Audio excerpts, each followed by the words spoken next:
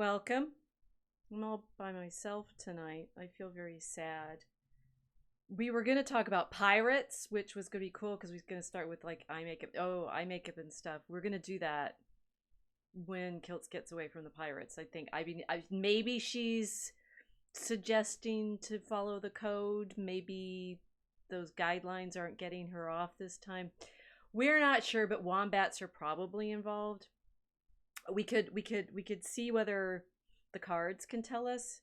Oh wait, I was promising I was going to talk about tarot cards, but these seem to be a little bit different. I think I see hmm maybe a former president of ours. No wait, which one is that? I'm not sure about that. I think there may be Lauren Southern in here, which ooh, well that one's my favorite one. I think this suggests, well, since it was Milo's birthday yesterday, we can do a birthday stream for him and hope that we learn a little bit more about why tarot cards are actually playing cards. Welcome to the Mosaic Arc.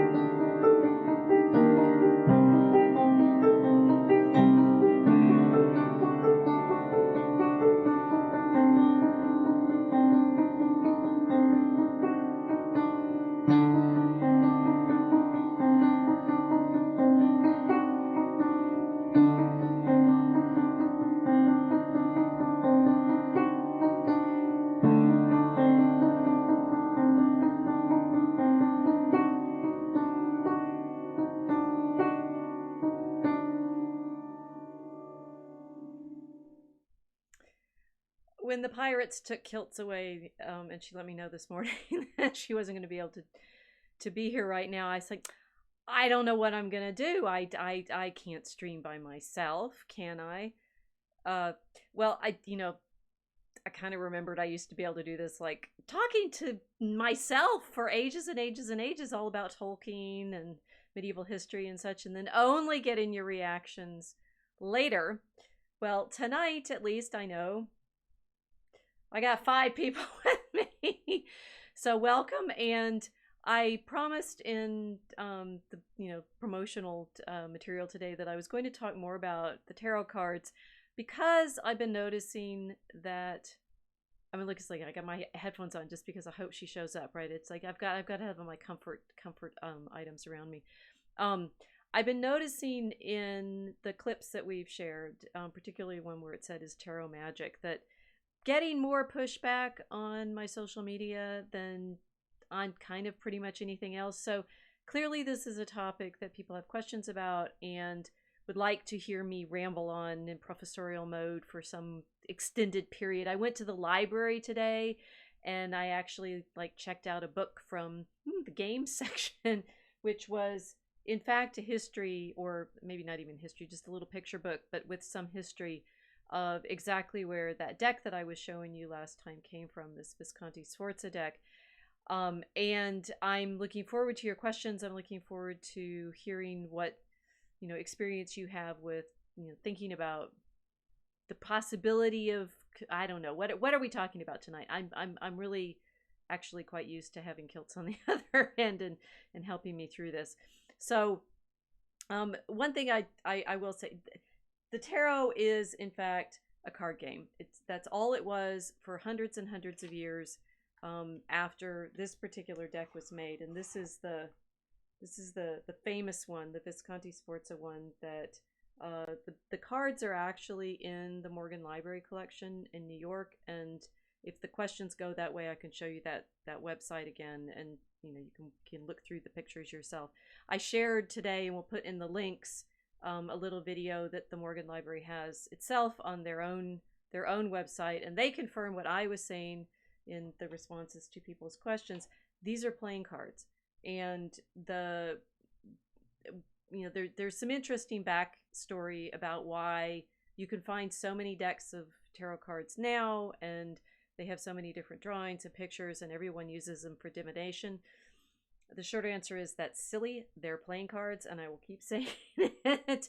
They are playing cards. They are no more magical than these cards with pictures of, you know, conservative media personalities on them were back in 2016. They are simply differentiated cards, and people like decorating them. They like decorating them in the same way that if you go to, I don't know, your alumni office. I was digging around in, decks of cards that I have down somewhere in our games cabinets, right? And this is a deck that was put out by, well, the place where I work, the University of Chicago, right? And we have some fairly boring pip cards, although they did try to do them with some fancy designs. But these are actually quite nifty. Fancy face cards. I don't know who the artist is on these, but fairly nicely drawn. And the impulse to decorate them is clearly quite strong. Now, we could be asking questions about why people like making hand-sized fancy little ornamental game pieces. And that could be a question that we want to go to. Here's this one I find a little sinister. For some reason, the Queen of Hearts has her mouth covered, and as far as I know, these came out before the masking thing was a thing. So I don't know why she's already veiled. I'm gonna keep looking through these. This one I rather like.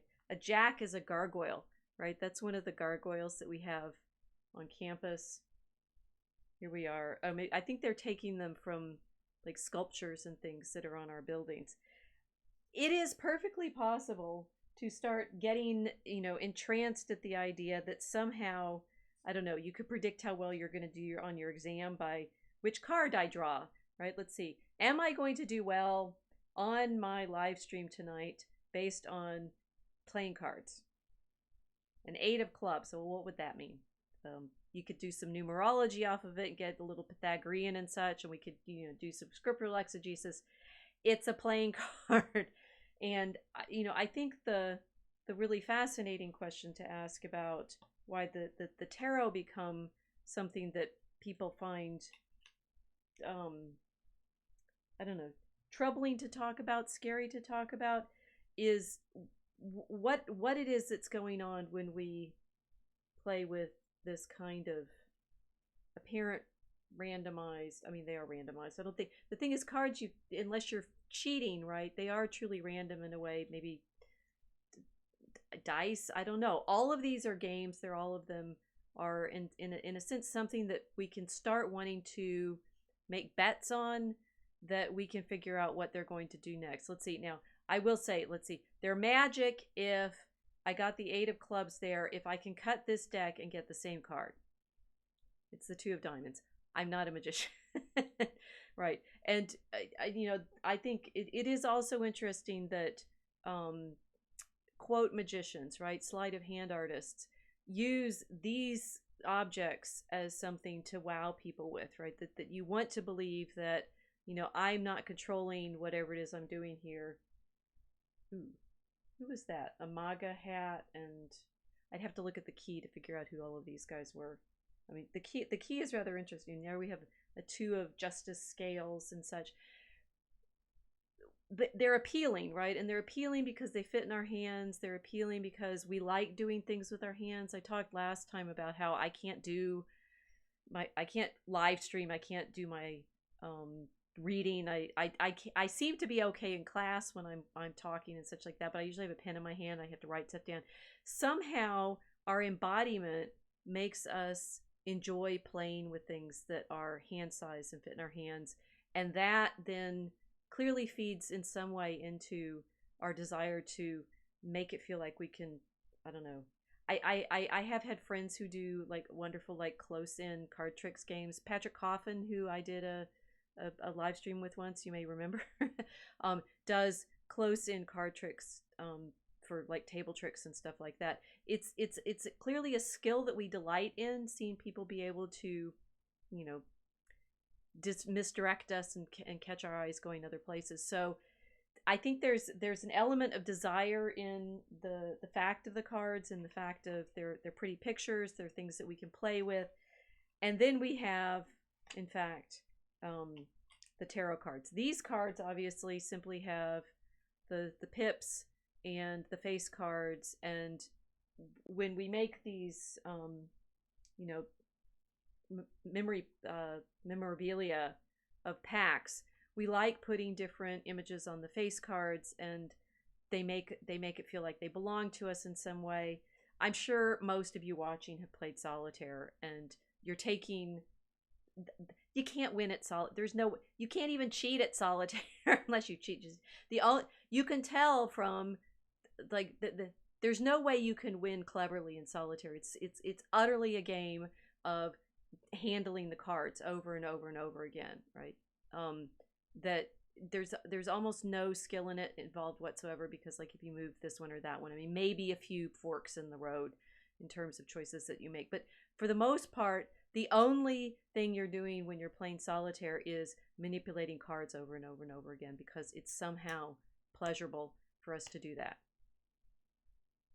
Therefore, one of the things I said in our previous stream is, it seems to me quite strange that these cards are so big, because they're actually, I mean, they're big for my hands. Maybe men find them easier to use, but they're actually fairly big to use as playing cards, and these are made to the size that the cards were originally, right? If you look at that video, I realize I really don't have anybody to talk to. I feel sad. I'll take these out. If you look at the video that the Morgan Library made, you can see the curators holding the cards. They're much fatter pasteboard than these, but they must have been, you know, complicated to hold and such. They are the size of iPhones for a point, though. These are luxury items. The original tarot cards, and I've been reviewing for your all's sake exactly what the history is. These cards are the oldest ones surviving. There's some other ones that we have a sort of a deck or a card or two from various decks, but this Visconti Sforza deck is the oldest near complete example that we have of these cards, which tends to suggest that the game itself develops in the region where these cards were made. And I'll continue to show you my props without knocking over my wine, hopefully.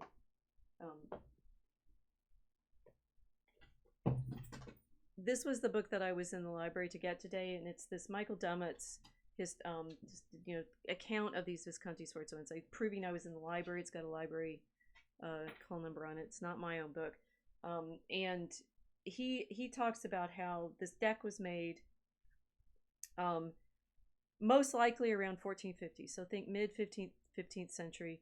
It's definitely made, because we can tell that from the heraldry on the cards and the history of the cards, that it was made for the couple Francesco Sforza and his wife Bianca Maria Visconti, which is why we call it the Visconti Sforza. And there's another deck that seems to be made by a similar painter and such, that has been suggested was for their marriage. I tend to conflate that and think this Visconti Sforza deck is known as being part of their marriage. Probably not, but what's interesting about the deck is it's clearly a luxury item. These are beautiful paintings in the style of, you know, the little miniatures that become famous in the later Middle Ages for things like prayer books and illustrated books of other kinds. They're you know, beautifully decorated, beautifully made, incredibly appealing simply as portraits and images. It's a luxury game that is played in the court. It's a game of the nobility. Now, that it's called tarot is one of those linguistic sort of transformations that the original terms, when it is probably known as the game of triumphs. So we know it as the game of triumphs, which is trumps, which is you know, by way of the magic of telephone and etymological change, it becomes tarot, but it's originally taroki. It's triumphs. The fancy cards in this game are the trump cards. So, you know, you see why. Oh, my trump cards fell over. Remember this guy, the trump? They're trump cards with the same sort of playfulness and desire to put, you know, known figures, faces of your, maybe your relatives. I mean, this is interesting that we have, okay, the Pope, but the emperor, the region in Italy where these come from had been, you know, contested over by the Holy Roman emperors throughout the Middle Ages. So it's northern Italy. The emperor is a figure that is known to them as you know, a member of the lordship that they have to contend with. Sforza manages, although a conditorati, he's a, I can't say that word, and I'm nervous by myself. I don't like doing this by myself. I realize I've lost all my mojo for simply talking to my camera. That Sforza himself manages to get himself declared duke by way of conquering the neighboring towns of Milan, right? So there's a kind of triumphalism in the series of pictures, in the idea that we're going to, you know, have fancy trump cards in what is in effect simply a game of tricks and suits, right? Just like, okay, here, this is a 10 of cups.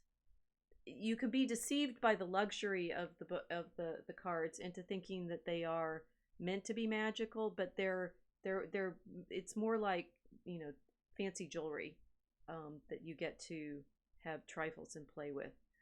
That doesn't mean they're completely innocent any more than thinking these cards are completely innocent, because of course people, maybe you shouldn't be spending your time playing card games, maybe, or solitaire. Maybe you should be using your prayer book instead of your frivolous, worldly, secular games. They are vanities in that sense, but they were not intended as magical objects. Is all of that clear? I will look at the chat. Yes, so Casey says, cards are games of chance and strategy. I can see how people thought they could tell fortunes with them. Well, what's interesting is, I mean, now we think we can tell fortunes with them, but for all of their, you know, what looks like to us, these exotic pictures and series of images that, you know, that's supposed to be the moon, that we don't know what mean. It was hundreds and hundreds of years before people ever came up with the fantasy that these were intended as divination devices. That the first evidence that we have that anybody ever thought of tarot cards as something other than simply a fancy game comes in from the 18th century. It's late 18th century, and I'll give this to you very specifically so that you get the truth of it.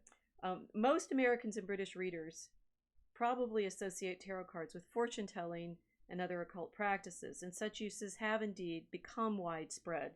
He's writing in the mid-80s, 1986, which was actually in college, and which actually probably when I got these cards, right? So back in the day. However, this was never their only use and was far from their original purpose. The first esoteric interpretation of tarot cards recorded in print appears in the 8th volume of a vast unfinished work of misconceived scholarship, Antoine Court de Gabelin's Le Monde Primitif of 1781. The author claims that tarot cards were invented by ancient Egyptian priests to conceal symbolic instruction in their religious doctrines in the guise of an instrument of play. De Gabelin moved in Masonic and Illuminist circles, and though he claims originality for his idea, he provides evidence that it may already have been current in those circles. Okay, so blame the Masons, but they invent this, right? They're going out there and trying to find things that they can credit with, you know, antiquity. You might as well say that we shouldn't be worrying about the temple, the Solomonic temple, because the Masons think of themselves as Solomonic Masons.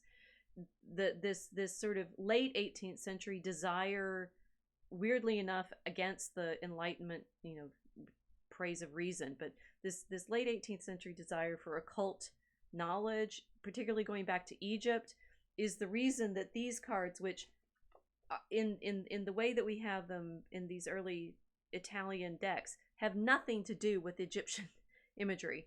there's a little more that may come in, but they're clearly European images. They're clearly European characters like the Pope, and there is very little evidence whatsoever that this cycle of images had anything to do with Thoth or Egyptian Hermeticism at all, which is interesting because there are people in 15th century Italy who are definitely interested in that kind of knowledge. Pico della Mirandola, for example, reading the Kabbalah and trying to, in his oration on the dignity of man, suggests that all systems of knowledge and philosophy are Christian, which is usually considered a bit of a sleight of hand to do some kind of Platonic Hermetic philosophy.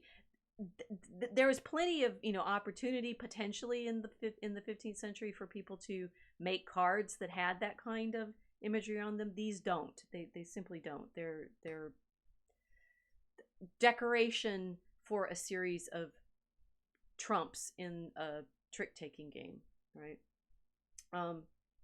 Alongside de Gallien's own essay on the subject, he includes another by Louis-Raphael Lucrece de Foyer, Comte de Millet, which agrees with him in general but differs in many details, and in particular describes a method of divining with the cards.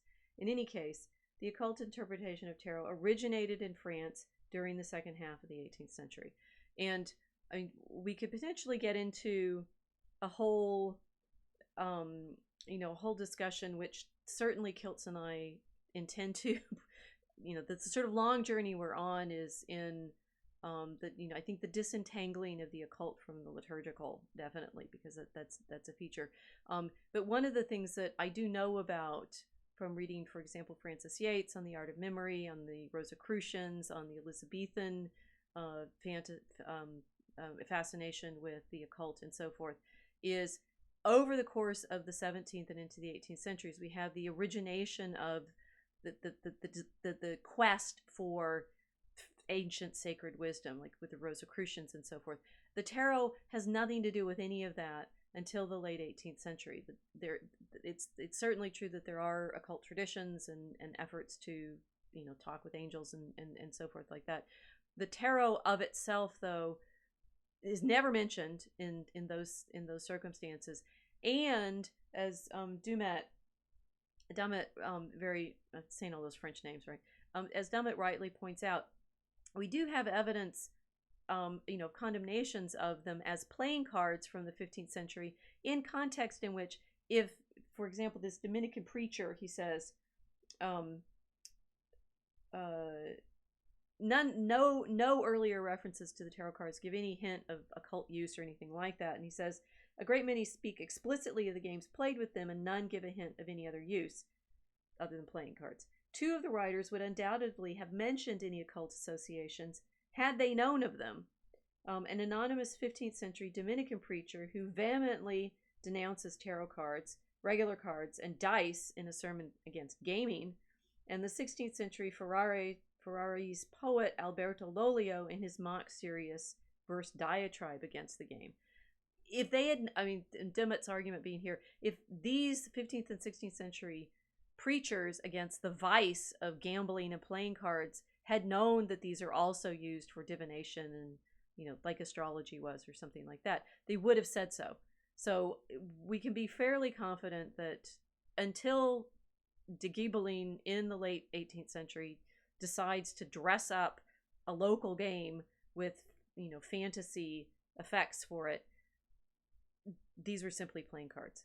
Now, we could talk about, what happens, subsequently, and why are there all those decks that, people are using to do, divination with now. But that goes back to my original thinking about why do we take what are in effect completely ordinary objects and delight in pretending that we can do things with them other than, outwit each other in a game, right? So KCS, so the tarot was a game designed to celebrate victory. Yeah, it's like bridge, but with extra special fancy cards that trump any suit played. They're literally trumps. So if you've played bridge, which I have only rarely because I'm not really very good at it, But most of the decks that were around me when I was growing up were my grandmother's double decks for whatever. She played a lot of bridge, right? And when you're playing bridge, one suit will be designated trumps, and people will go around and bid over, whether or not they're going to take as many tricks and such. In tarot, the trump cards can do that. They can literally just trump whatever tricks are being played. Now, Duma also explains that the Fool card is an interesting card because it was in fact kind of an anti-trump. It was not one that could trump, but it could, you could play it and avoid having to play another card that you didn't want to lose or something like that. So it's not a joker so much as just a wild card that gets you out of trouble. So another term for the Fool card was called the excuse. Right? I'm playing this dummy card. In effect, it's a kind of dummy card. Okay.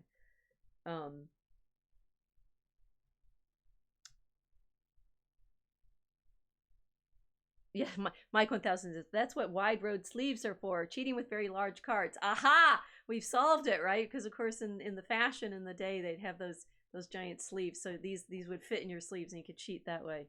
Yeah, that makes sense.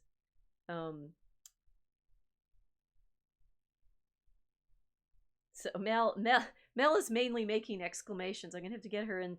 See, one day maybe my next live stream we should figure out. The next time I'm on my own, I'll set this up so you guys can come in and we can play cards together. That would be fun. Yes, Casey saying second half of 18th century French. That does sound Masonic. Yes, so consider that the 18th century, it's delightful to realize that they're trying to think of themselves as the age of reason, while they're in fact also the age of making secret societies and subverting rational hierarchies and coming up with ways to game the system constantly. And there's de Gabeline in the French court. I mean, he's one of a number of trickster characters that are out there in the period. My favorite is Casanova because I've read more of his diary, and he's getting arrested in Venice for indeed trying to seduce the convent. The movie with Heath Ledger in it was moderately, sort of, I guess, historically accurate. I know the costumes are beautiful. This is the court. The aristocracy is incredibly corrupt in the 18th century. We knew that. They are. You can see de Gabeline in the gaming room, right? They're also doing things like setting up casinos. Obviously, it's Casanova. If you read enough of his diary, you're going to find a lot of that kind of pastime. Imagine them. They've got their fancy cards, and here comes this hanger-on in the court saying, "Ooh, but I've got the secret to what you can really do with those cards." And guess what? It's ancient Egyptian wisdom. Ha, Bob, yes. Age of Reason is just a way to change which supernatural power is acceptable. Yes, there's a talk about my magic card and sleight of hand. They make a big sleight of hand with our entire culture, and I think that's why I'm interested right now simply in defending the tarot as it was a European game. Now, what Dumet explains is there were he does we do seem to have does seem to be some truth in saying that some of these games come into Europe from elsewhere. I mean, the problem is tarot itself, the addition of the trumps, is a European, probably Ferraris or Milanese invention, right? So it's saying like you've been playing checkers with your particular playing pieces, and someone comes along with a new way of doing a board game with squares on it and some extra pieces, not chess, because we know that they're Islamic chess sets from earlier. Dumet does talk about how it's likely that the playing cards as such are an Islamic invention. Obviously, you're not in Islamic context going to get picture cards, right? Face cards. They would be designs of some sort.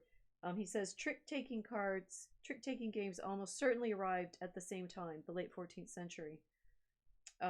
Such games, owing nothing to European influence, were commonly played in Persia and India. So it's an Asian tradition of game playing. But tarot cards were a European invention, and so was the idea of trumps. So the tarot, strictly speaking, with the trump cards and these pictures, is completely European.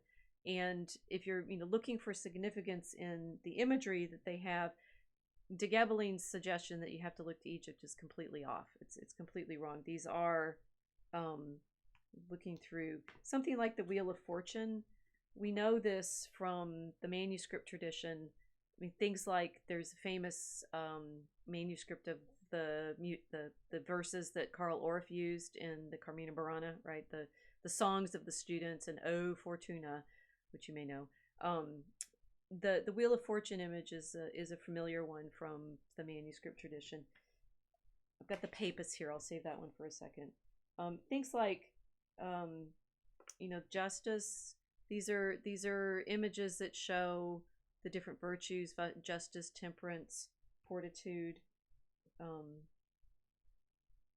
It's interesting, this one with the chariot, the figure on the chariot, but a star. They're personifications of this one's temperance,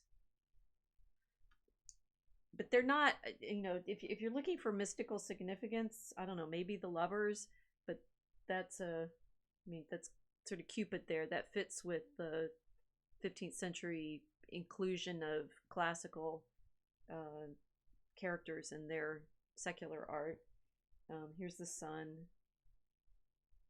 I'm sure if you've encountered tarot cards in more recent decks, people love. I mean, they love making sets of pictures, and I think is honestly the greatest appeal of most of the decks that are out there. That people like having this series of what is a sort of appealing artistic problem of making all of this imagery. Now, we can get to why people like imagery and what we do with it, and why then you end up wanting these things to mean something. But the images themselves, like this is called the angel card. It's usually called Judgment now, but it's the Last Judgment, and the people rising up from their graves. The Hanged Man, Dumet talks about how this one is usually considered a lot more mystical and weird. And some of you are familiar with the photograph from 9/11 that is said to have looked like this card. This is less appealing than those interpretations make it. It's probably more like showing a pirate being hung, for example, in Pirates of the Caribbean, which we were supposed to be talking about tonight, because it in the older naming of this card, it's the traitor. So it's showing the punishment for treason. Death is a familiar figure in the late Middle Ages, the dance of death, and so forth. So the only card that's actually truly kind of spectacularly strange is this one, which is the Papus. And my colleague Barbara Newman, who's a professor at Northwestern in English, has done a very interesting essay. I might treat you to a link to where to find it in the description, on how for the region in which these cards were made, this may represent an actual character who was kind of interesting for claiming that she was endowed with the Holy Spirit. So the Gilgamites. In that case, it does make a very interesting claim about local politics, but whether or not there's an actual mystical tradition of the Papus, no. I mean, not in the terms that more recent handbooks on the meaning of all the different tarot would suggest. Casey's saying the original Gamergate. The tarot was the first cultural phenomena to be converged. Oh, in the sense of taken over. Yes, I think it sort of converged and taken over by the Masons to do something that it was games, and they made it into something of different significance. One of the things that Dumet points out about the Visconti Sforzas is, interestingly, the difference with the tarot. Okay, so they have the trumps, and the other thing that tarot will have is in the face cards, right? The court cards. So regular playing decks seem to have only had the male characters, the male cards, so kings, knights, and jacks. What the tarot add are the queens. And so that our modern playing cards now have queens instead of 3 male figures is thanks to the tarot having these female characters, and that you actually have, I think he went through and counted, it's like a balance of male and female characters in these tarot cards, which makes it interesting if they were for couples. My vision of the way these cards were used is, it obviously is an ability, obviously in, you know, the kinds of games that men and women would play together. They played chess a lot in the Middle Ages. Chess is considered a very erotic game in the in the medieval period. And there's, you know, allegories and such about what it's like to men and women playing chess. It wasn't considered like the kind of competitive game that we have now in international tournaments and competitions. That they were court games that you play for, you know, good fellowship and romance, right? So these cards, this is I think my favorite, my Galadriel, or, you know, swordwoman desire comes out in this one. The Queen of Swords is quite magnificent in her armor. So that this is, they're very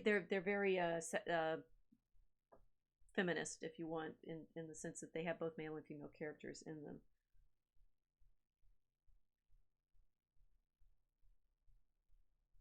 Okay, so that, you know, you have the I sorted these out so that they're in groups. Like, here are all the queens. We have the knights on their horses, and the jacks are the pages in their cloaks. They're and then the suits, they look exotic to us, but again, they're it's more, they're exotic because these are no, you know, high end art project with swords and coins and rods and cups, which appropriately for our pigeon theming here, the cup in this one has a dove on the top of the fountain, right? So here's our fountain of, it could be a fountain of life, but it's basically a cup, right? And then you know, this one will say my love and so forth. You can see why you'd be having these as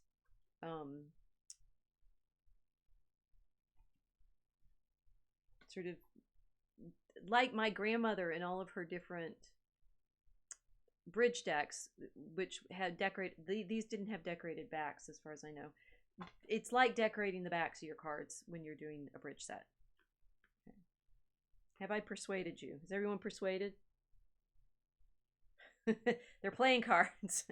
Are we convinced that this was actually a game that people played in the court, and they're fancy and decorated because courtiers can, you know, courts can hire expensive artists to make beautiful luxury vanities? Yes. This chat is not responsive enough as a class. Somebody say yes, and I'm still live, right? Okay. So if we want to play the actual games, Dummett, the same one who wrote the book I got from the library, has a book on different games from different regions that are played with tarot. And this book I've actually been carrying around since college, still hoping to find someone to play actual tarot games with. He also includes in this book some pictures of what more recent decks looked like, and you can see the trumps were so like insignificant as meaning images that 17th and 18th century printed decks would have different cycles of images. It's like you could imagine doing a tarot deck in this game world with pictures of different places that you liked to remember. This deck has different pastimes, sort of theater pastimes and things like that. You know, they're trumps that are showing just scenes of daily life, like these. And that they clearly became smaller and were able to be more printed produced rather than hand painted and so forth over the course of the period. And that games, the other thing that's is one, that they're games, but two, that they're all very local. This book, he includes games from Italy. It's got this Scarto, which is an Italian game, Mitigati, French tarot games, Gros Tarot, Ottocento, a Sicilian Tarocchi, Tap Tarot, Point Tarot, Königsgrufen, Sigo, Hungarian Tarot, Bavarian Tarot. That one of the things that was very interesting about these particular games is that they're all very local. That there'll be very local European traditions of playing. I mean, with ranges of what are called tarot cards, but the gameplay is actually different from region to region. So I mean, when Dummett wrote this book back in the 80s, he was really hoping, I think, that people would be enticed to learn to play tarot. And that's what I was talking about when I said, would you like to play tarot? Would you like to play tarot? Would you like to actually learn some different kinds of card games? I'm wondering whether anybody who's watching there in Switzerland, if you guys are awake right now, knows a game. Is it Yas? There's a friend of mine taught me to play this game, and now I need to learn how to spell it.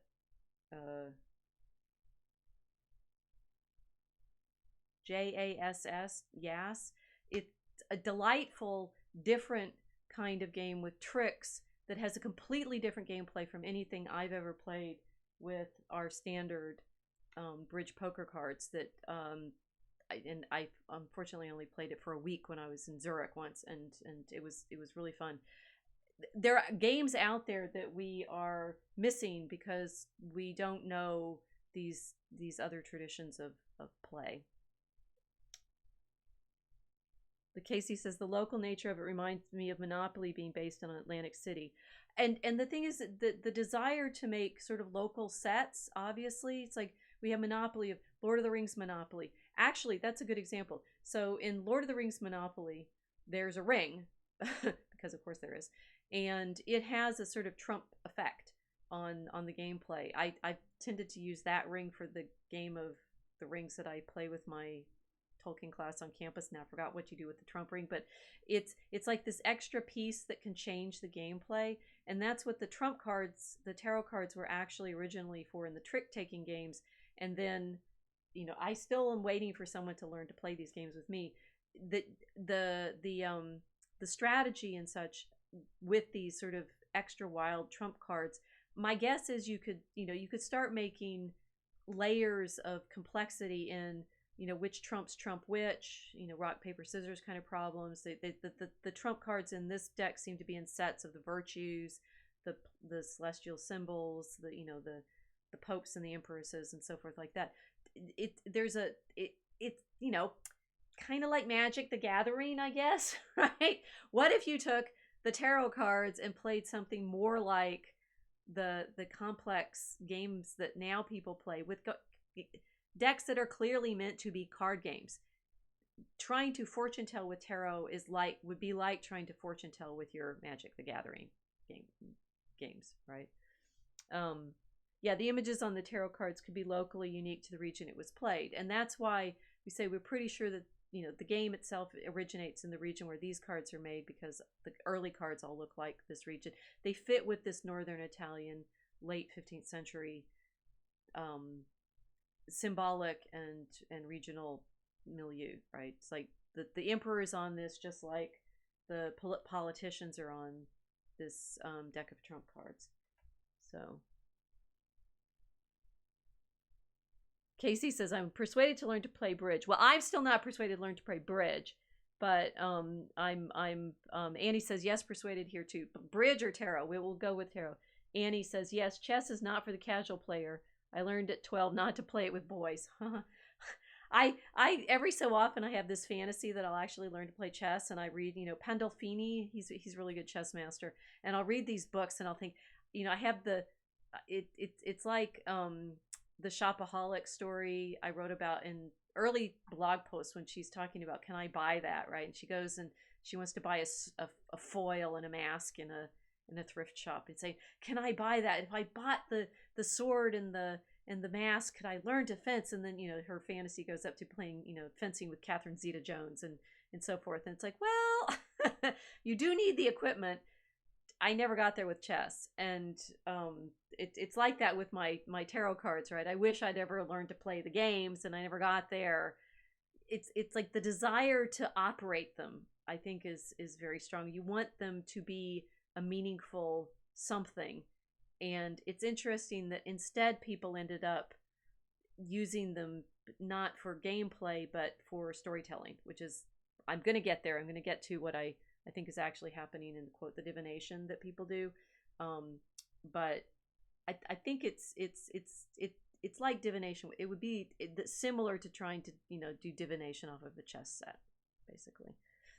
Okay. Mike 1000 says, I'd love to learn tarot games. Yay. We're going to start a tarot club of, we could, I'm intrigued by the idea of a Bavarian or Hungarian tarot. The Bavarian tarot. Maybe this is something the Yas. 36 card German suited pack with 4 suits of leaves, acorns, hearts, and bells.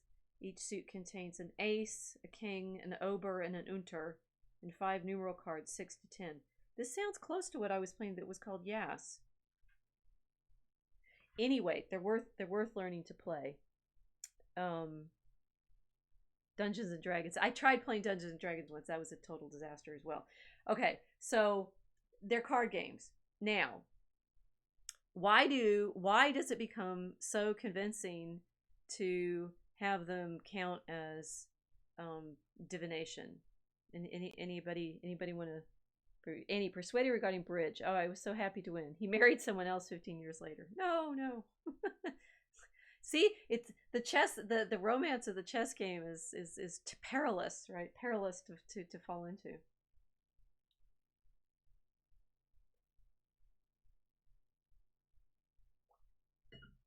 All right, so we have these cards. They're quite beautiful to play with.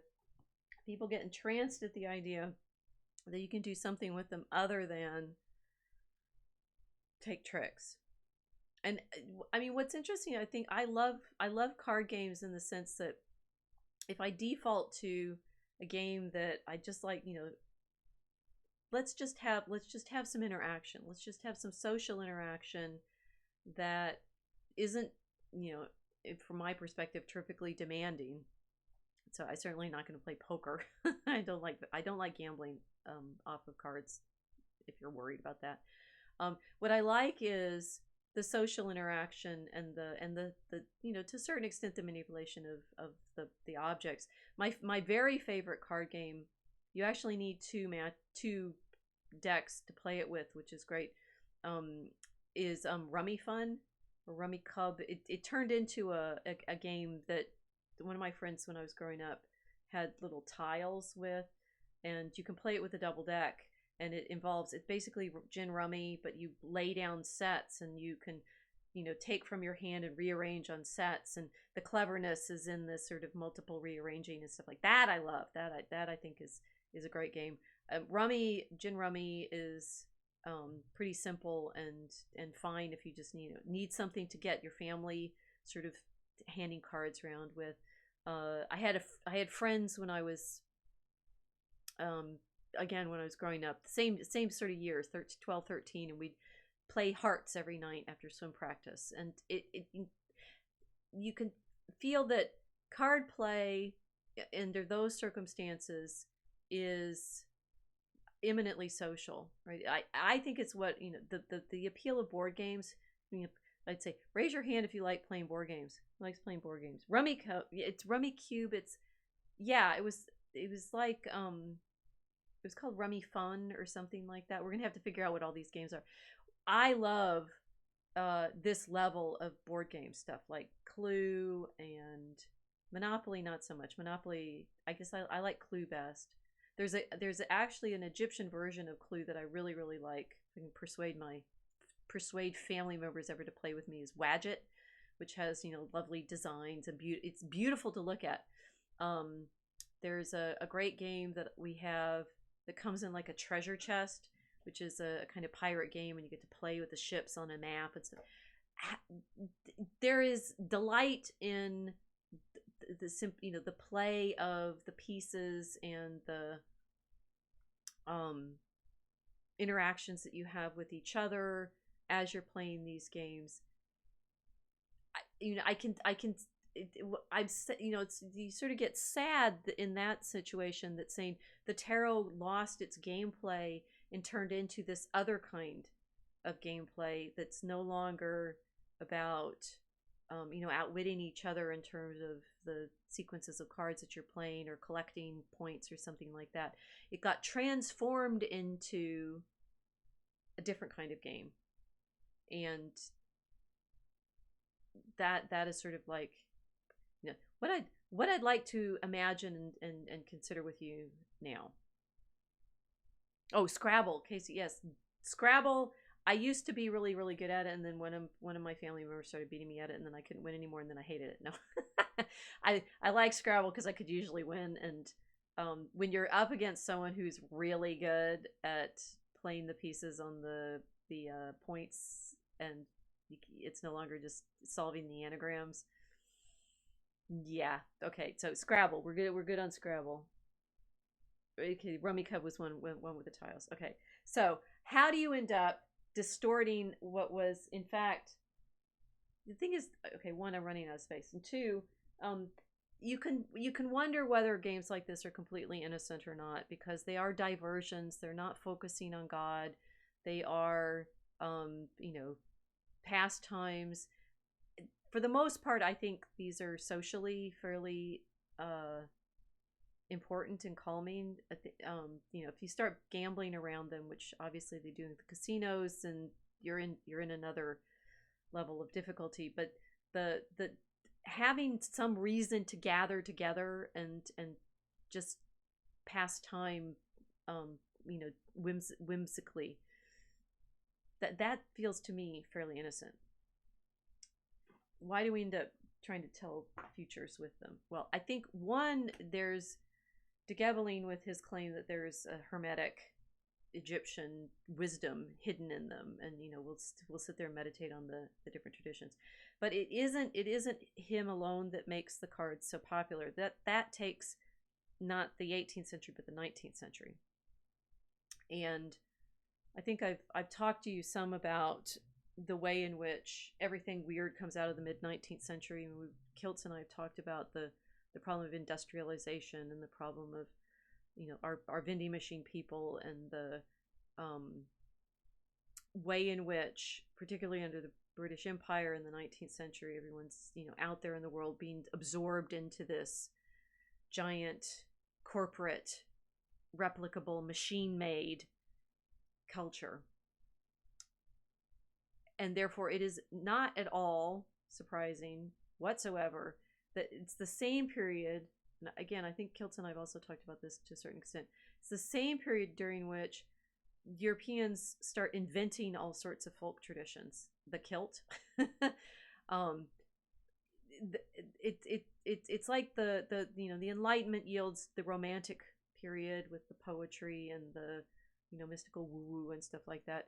That the 19th century, we think of it as modernity and the rise of capitalism and the answer with communism, and the all the isms and so forth, the mechanization and the scientification and so forth. There's a shadow side of all of that triumphalist imperialism, and it is the occult. It's this fascination with, maybe I would say, speculating out loud as I am on my own right now, and you can, it's like Kiltz is going to watch this, and she's going to know so many things that I'm not suggesting to you. So just to take Professor's bland version of this with the occult. It's like the necessary response to the mechanization. From the mid-19th century, you have all sorts of things like mesmerism. The magnetic becomes the mesmerizing.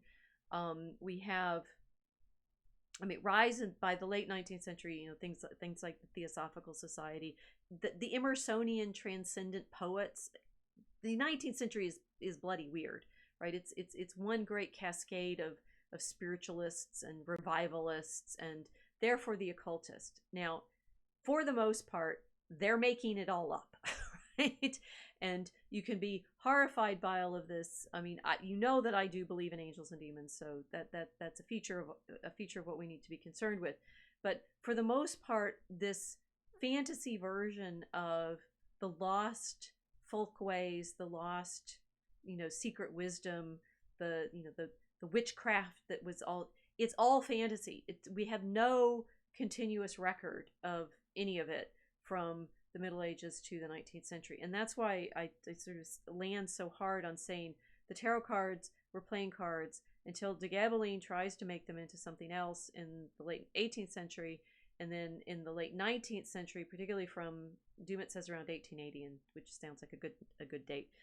From around the last decades of the 19th century, the tarot get scooped up into this sort of general fervor of desiring to find, well, fairy, right?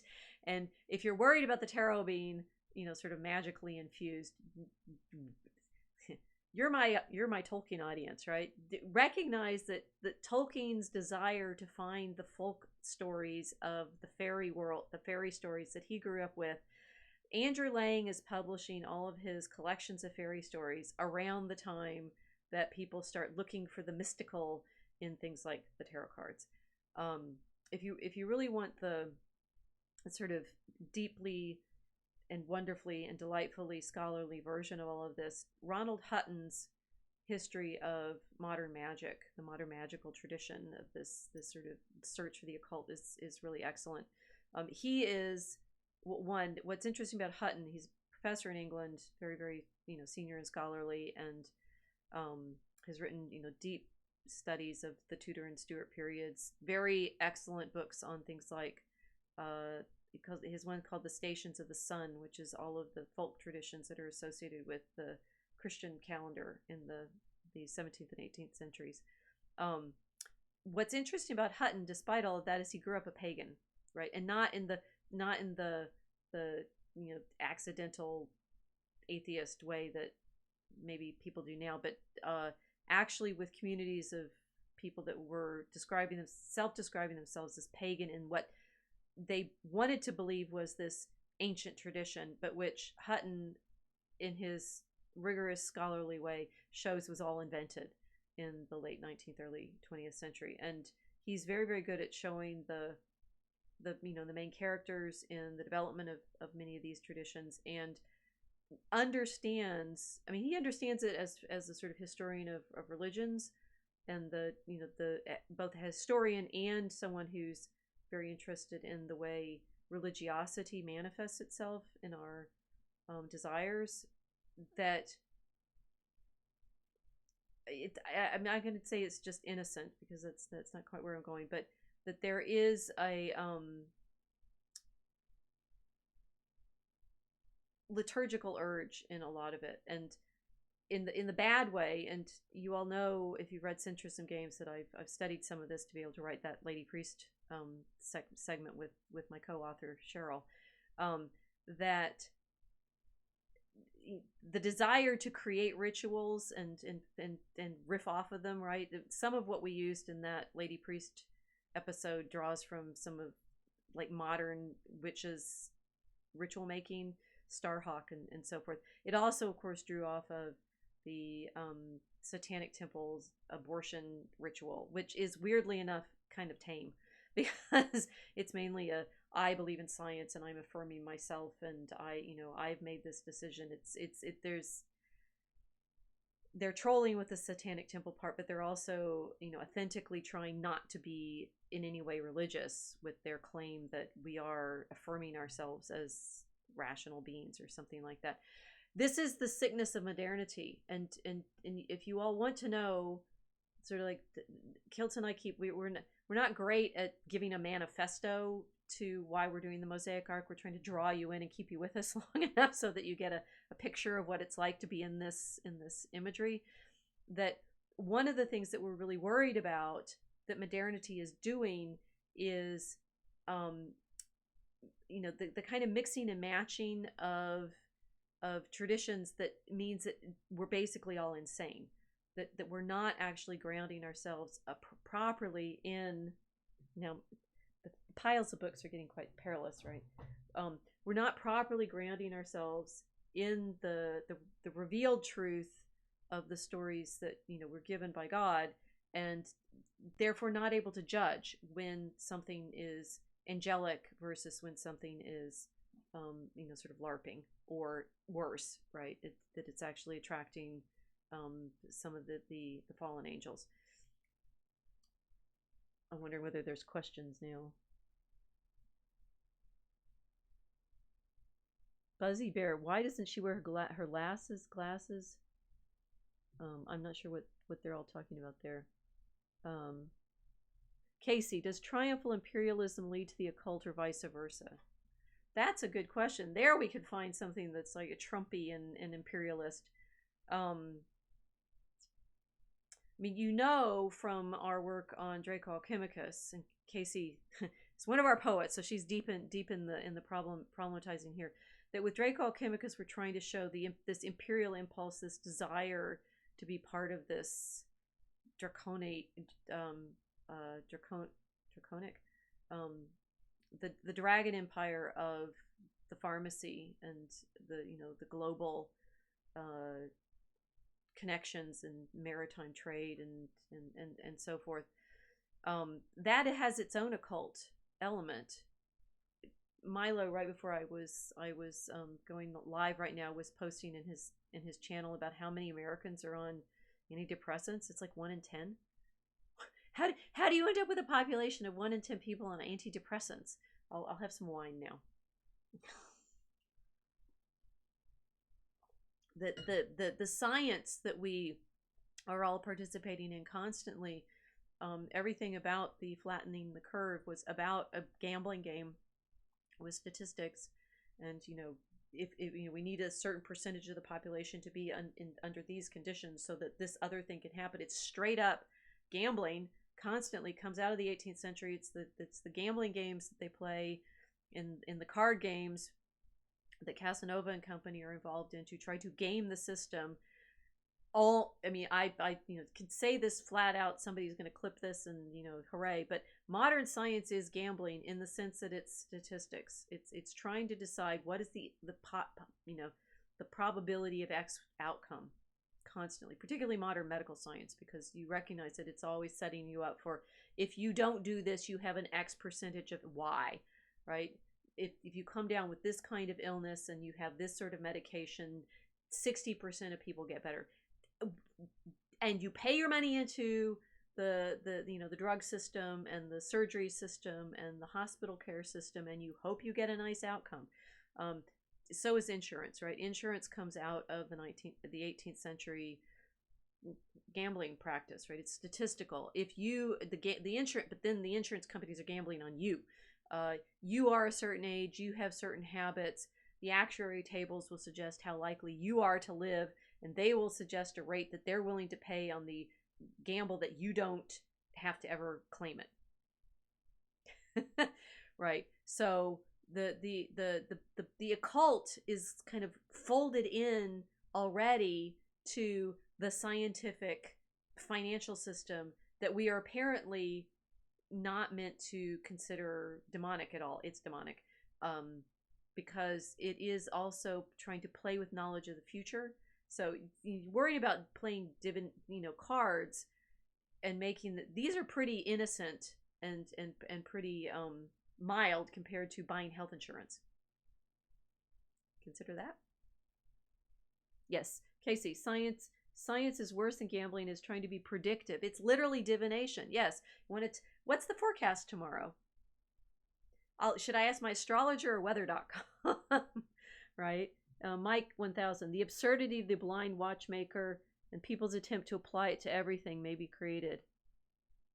Buzzsaw Bear. Wish I would have joined earlier. Well, happily I'm recording and it will be up tomorrow.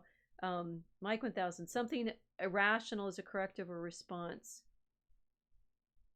Swiss chard. At this point, I'm more likely to rely on leeches and herbs than modern medicine, apart from surgery, and rightly so, right? That the one of our big project in both the Mosaic Ark and Draco Alchemicus is to help us become aware of the degree to which we've all been sucked into this magical thinking under the guise of medicine and science and predictive practices. So now I hope I can convince you from the opposite direction that whatever we do with these picture cards is drawing more on our simple storytelling creativity, and it's far more innocent again than buying health insurance. Professor, and it's all bad statistics, inaccurate, not truthful. Indeed, I mean, we've been watching, Vox has been talking about this, and the scientific literature is learning the degree to which, well, particularly with the flatten the curve science, that those studies are all based on making sure that the comparand of risk is always going to suggest that the risk is appropriate. Control groups, not really a feature in those, because they're trying to gamble with getting people to pay them money for a medicine that they didn't need in the first place. And the more we learn about that, the the sort of is science, questioning the science. Should we question the science? Well, is science questioning the science? Questioning the science is science. We don't as a culture right now have enough distrust of the degree to which the scientific method is based on still based on this desire to tell the future. Buzzsaw Bear. No tarot cards. Well, we're about to. Okay, so what do you do with them if you're divinizing with them, right? Now, one is you have, you could.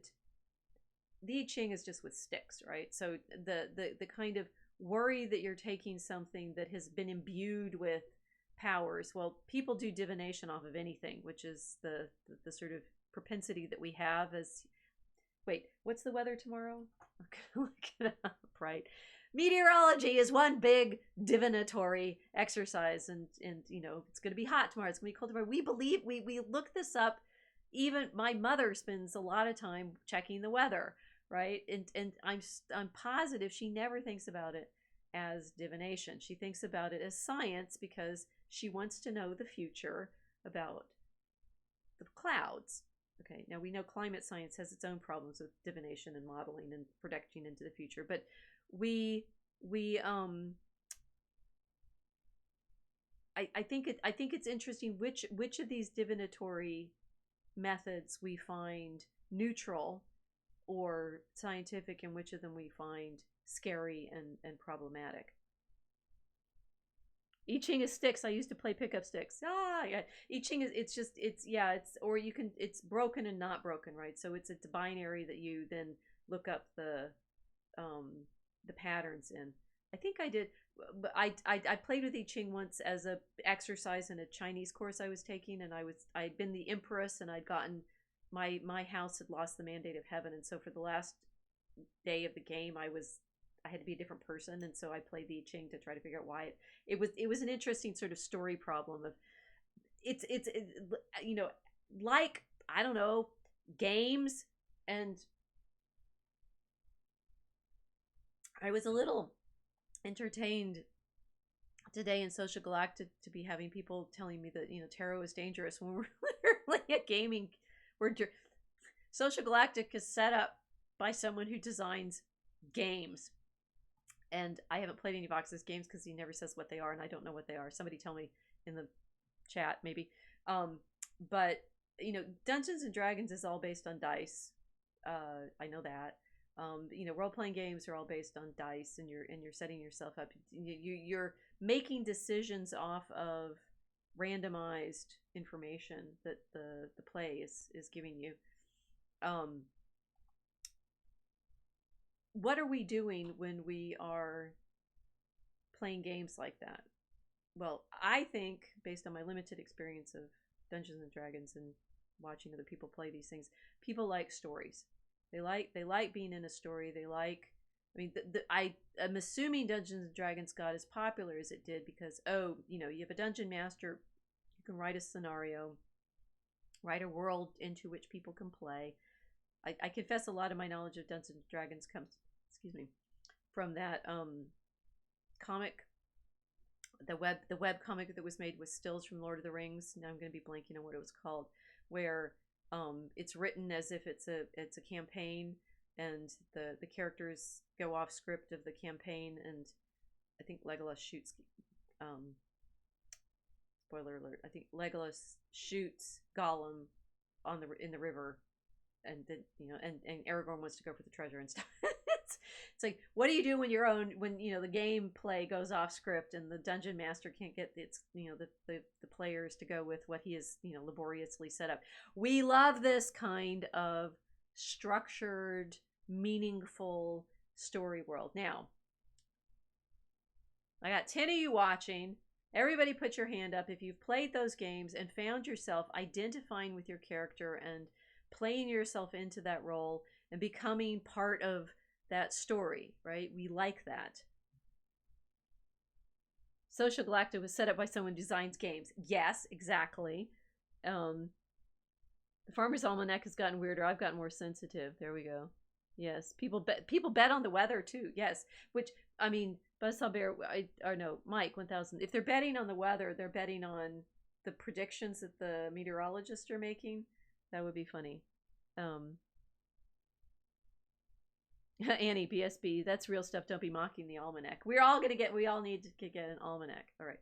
So you realize I'm teasing you along to the place where you're gonna be okay with me doing a reading right off the tarot, and I have another book here, but beside me, that if I pace myself correctly through this story that I'm weaving for you, either will make you delighted or blow your mind. And Mel better still be around because she's been reading this book. What kind of impulse is it to be putting these random elements together in a story, to want to be part of that story, to want to find, and I think this is the Christian impulse. It's Tolkien's impulse. It's the one that whenever I teach Tolkien, I'm always pointing to, is the desire that people have to be in the story, right? And the scene that I love talking about is when Sam and Frodo are on the stairs of Cirith Ungol, and Sam realizes that he's in the story.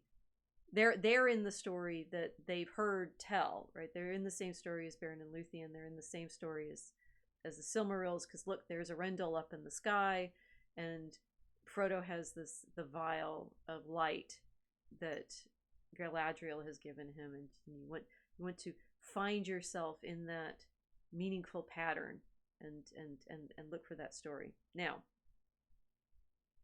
do our lives have meaning? Is there any way that we can know whether our lives have meaning? Oh, right, it's right next to me. You know that's the answer. But why, right? This book is not about us. It, in the sense that it was the Holy Bible, for those who are listening alone. The Bible was obviously, the older parts written thousands of years ago, the newer parts 2,000 years ago, and it speaks to us, but we have to interpret it to find out what it means for our life, right? So what do I say? How am I doing on this live stream? This is a little bibliomancy, but Psalm 24, Te Domine Levavi, a prayer for grace, mercy, and protection against our enemies. I picked a long one. I'm going to read the whole thing because I promised to read poetry on this too, right? To thee, O Lord, have I lifted up my soul. In thee, O my God, I put my trust. Let me not be ashamed. Neither let my enemies laugh at me, for none of them that wait on thee shall be confounded. Let all them be confounded that act unjust things without cause. Show, O Lord, thy ways to me, and teach me thy paths. Direct me in thy truth, and teach me, for thou art God my Savior, and on thee have I waited all the day long.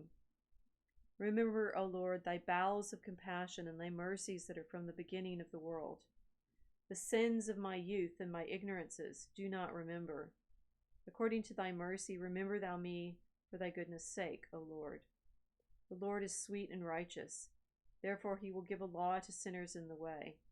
He will guide the mild in judgment. He will teach the meek his ways. All the ways of the Lord are mercy and truth to them that seek after his covenant and his testimonies. For thy name's sake, O Lord, thou wilt pardon my sin, for it is great. Who is the man that feareth the Lord? He hath appointed him a law in the way he hath chosen. His soul shall dwell in good things, and his seed shall inherit the land. The Lord is a firmament to them that fear him, and his covenant shall be made manifest to them. My eyes are ever toward the Lord, for he shall pluck my feet out of the snare. Look thou upon me, and have mercy on me, for I am alone and poor. The troubles of my heart are multiplied. Deliver me from my necessities. See my objection and my labor, and forgive me all my sins.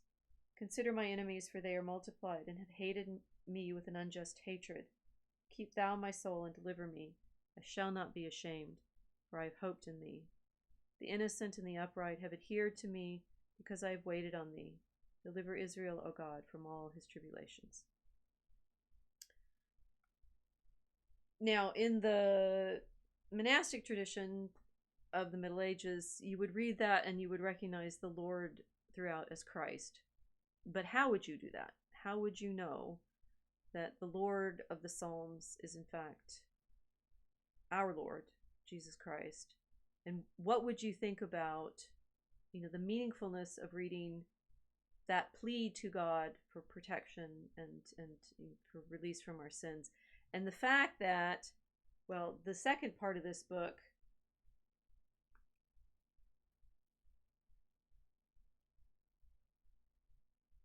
talks about a competition over, indeed, how to read the scriptures. I didn't plan this, so this is in my, for example, John chapter 10.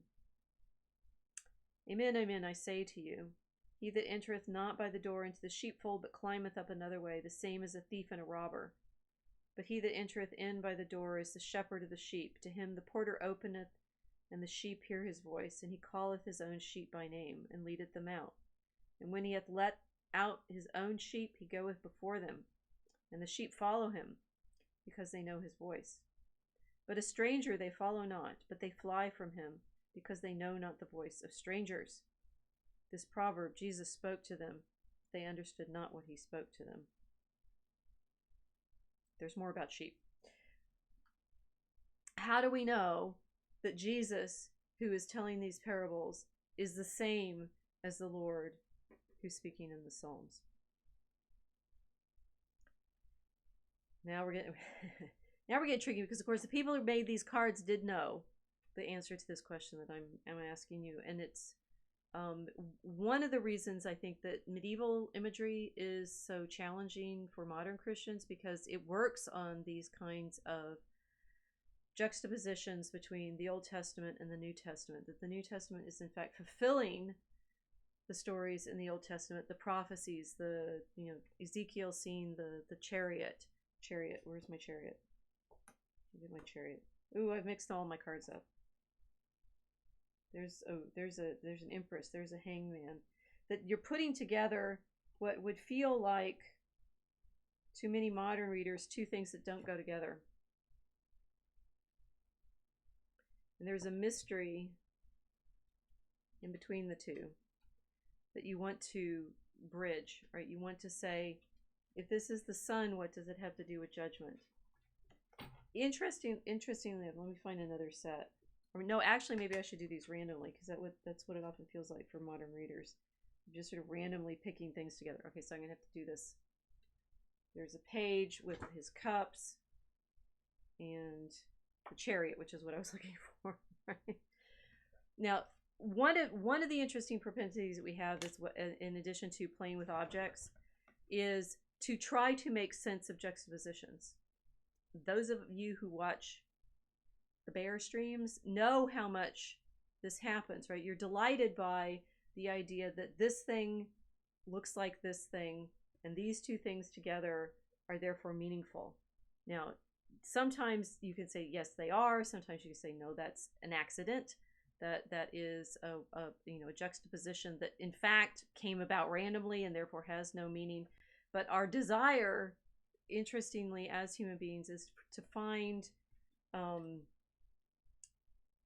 fulfillment in what we've seen previously. And in storytelling, this is the Chekhov's gun principle, right? If you read the archive, let's see. See, we can do this constantly in the Mosaic Ark problem, because we're saying, look, we have these images that come together.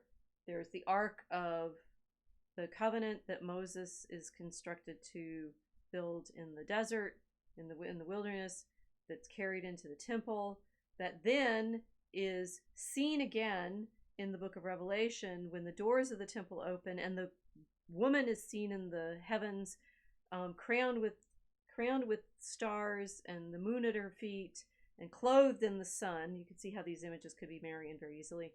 And she is that ark.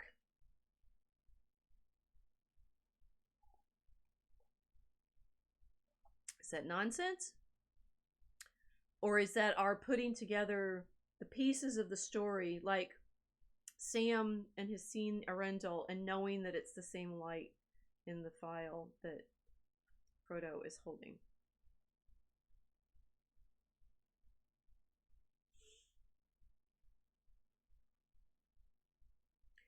God seems to have shown himself to us in this way, right? God has shown himself to us in the stories that are there of the Israelites in the Old Testament, and in his incarnation and revelation of himself in the Gospels.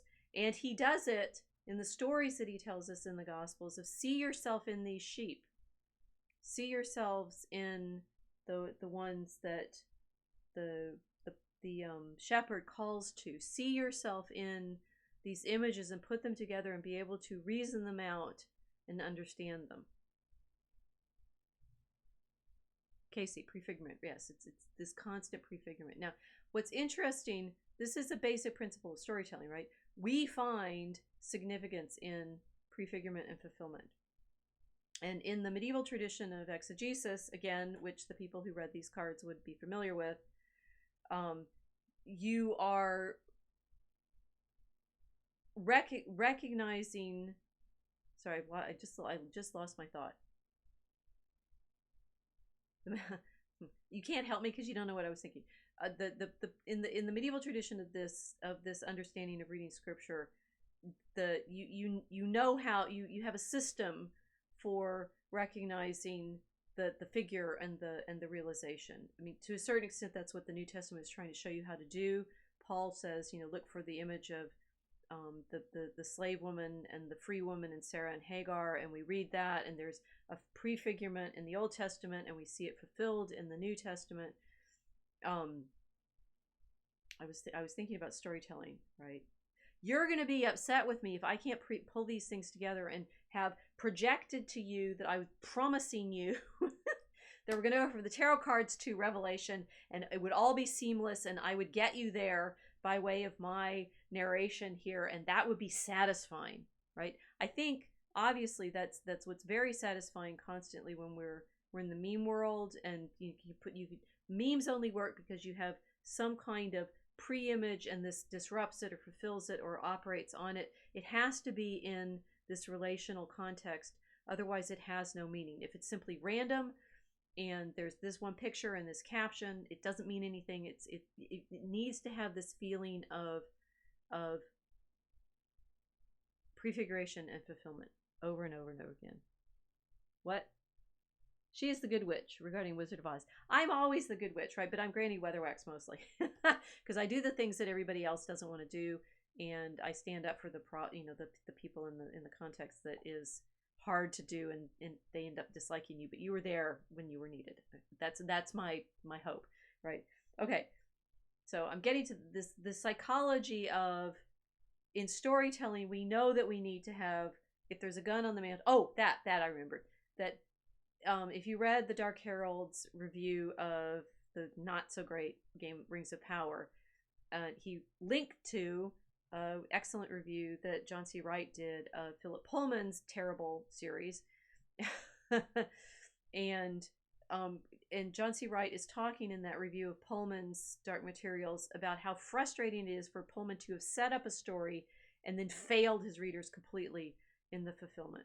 Now, we expect in our Christian understanding for God's revelation to be truthful and for our lives to be meaningful in the way in which we have been shown, and that we find ourselves fulfilled and finding ourselves in this story. We are in this story. It's what Augustine says to Deo Gratias when he's trying to teach him how to be a teacher, a catechist, saying you're trying to show the new Christians coming to you how they're in that story too. Right? Mike 1000. We are in the image of the Creator and create meaning from disparate things. We're constantly looking for it, right? If we believe that God made all of this, he made, the rocks and the trees and the animals and us, and, we're existing in time, and there's going to be, how do we seek for him? How do we seek for him in all of these creatures that bear his stamp as creator? And then we start putting things together. Now, you could say, you're going to pull random cards out here and make me believe these are stories and make me believe that they are meaningful together. And that's diabolical because it's a deception, because it can't actually show you. We're not very good at telling the future, and weathermen need to get another job because they're playing with demons. Any weathermen out there, you're now worried, right? It's like, how would you know what the future is unless the demons are deluding you into maybe that's why weather reports are only sometimes right.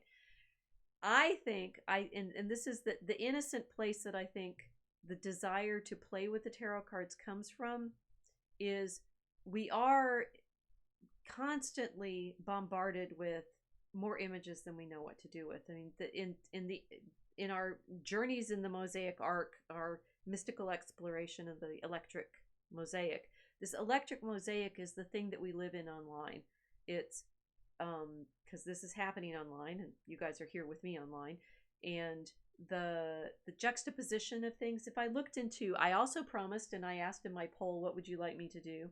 And I said, should I read the news of the day? Well, here, let's look at what I stuck in my live, I'll go to the top of the day. Hope I don't get myself in trouble for what I put up today. Who knows what's in my Telegram? Okay, so of the news of the day, we have Paul Joseph Watson, after suggesting that Kanye West's recent statements were proof that he was mentally unwell, former CNN host Chris Cuomo acknowledged that he was taking antidepressants every day. Drugs. Again, from Paul. In a rare moment, Moderna CEO Stefan Bancel admitted that COVID is akin to a seasonal flu and that only older people and those who have compromised immune systems needs to get vaccinated. Oh, wait, those two things kind of go together. Maybe did I choose them? Or are they random? Taking antidepressants, being persuaded to take a vaccination. A beautiful picture of the ceiling of a place I don't know, but it's got a cross in the middle, and it's a very flamboyant Gothic vault. Another one, which I liked, these are both from Trad Picks, The Sweetest Heart of Mary Church, Detroit, Michigan, United States of America, which I enjoyed because there's the electric lighting on the ribs of the vault is reflected in the floor, right? So there's this lovely kind of reflection going on, which is that reflected in that previous vault that clearly whoever runs Trad Picks was putting these things together, juxtaposing them for meaning. But then we ended up with the Boers of Antwerp, Belgium. Well, I've been to Antwerp, and it's interesting. This financial trading floor is this glorious gallery with, the ribbed vaulting and the opening of the floor with big clerestory windows. It reminded me a little bit of the Trump Hotel, which is in D.C., which I have stayed at under happy circumstances. Which the floor on that hotel is made of the mail sorting, the area where the mail used to be sorted. It reminded me of this Boers of Antwerp. Is that meaningful? I don't know. Here we go. Okay, ethers are. The Australian, he's quoting something else from Summit News. that the Australian government is offering to pay for funerals of those who die from COVID vaccines. Ether Czar says that will surely inspire confidence. A lot of themes of drug taking and medicine and then this architecture. And hear me, pick a card. For tonight's live stream, I will do these various things. A forwarded post that I made from Carnivore Aurelius. Breaking, scientists discover a technology that turns plants into delicious meat without any factories, synthetic chemicals, or seed oils. And it's a cute little cow, right? At which I post dancing corgis, and then a picture from the library of me trying to find the book on the Visconti Tarot, saying research for tonight's live stream, ending with, it's good, I didn't post that much today because I was in class a lot of the afternoon. Milo's forward on global antidepressant users per 1,000 people. 1 in 10 Americans take antidepressants. That's so hard. That's so traumatizing and hard to process. I think I need a Zoloft. Is it meaningful that Milo shared that this evening when I had posted that thing from Paul Joseph Watson this morning about Chris Cuomo and his antidepressants? Who knows? How do we tell what's correlation and what's causation? How do we tell? And this is, you realize this is fundamental historian's problem. What's meaningful prefiguration and fulfillment? What's meaningful before and after? What's meaningful, structuring of story? We look for this kind of thing all the time, because if we can't figure out cause and effect, cow eats grass, grass turns into cow is yummy to eat, we starve. Right? The storytelling impulse is always, you're going to paint stuff on the cave wall because there's, I'm not sure how useful those cave walls were for setting up hunting expeditions, because apparently the caves are like fairly deep into the ground. But I'm going to tell you a story about the animal that I saw, and if you come with me, this is the birth of language, right? We'll all eat. This need to look for cause and effect is so hardwired into our psyche. We're going to be doing it, and this is the unfortunate Evo psych argument for why we believe in God, because we're like hardwired, as it were. I don't like that. I don't know why I fell into talking about it that way. We are disposed to find faces in things, because if we mistake a face, that's okay, but if we don't see a face, it eats us. Yeah, I'm not really keen on that, but there is God wants us to be storytellers, right? Here's Jesus telling us, understand yourself in this parable, but then the people listening to him don't. But then we spend centuries subsequently trying to make sense of the stories. Let's read another one.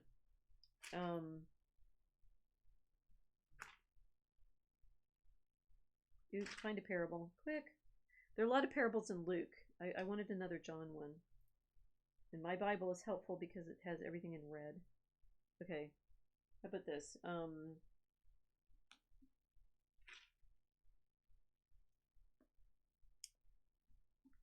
He's talking about John witnessing to him. There is another that beareth witness of me. This is in chapter 5, if you want to follow along. And I know that the witness which you witnessed of me is true. You sent to John, and he gave testimony to the truth. But I received not testimony from man, but I say these things that you may be saved. He was a burning and a shining light, and you were willing for a time to rejoice in his light. But I have a greater testimony than that of John, for the works which the Father hath given me to perfect, the works themselves which I do, give testimony of me that the Father hath sent me. And the Father himself, who hath sent me, hath given testimony of me. Neither have you heard his voice at any time, nor seen his shape. And you have not his word abiding in you, for whom he hath sent, him you believe not. Search the Scriptures, for you think in them to have life everlasting, and the same are they that give testimony of me. Remember, the Psalm gives testimony of Jesus, and he's telling us through the Gospel, the evangelist John, the Psalms give testimony, the Scriptures give testimony of me. I'm there. You need to be able to look there and find me. And you will not come to me that you may have life. I receive not glory from men, but I know you, that you have not the love of God in you.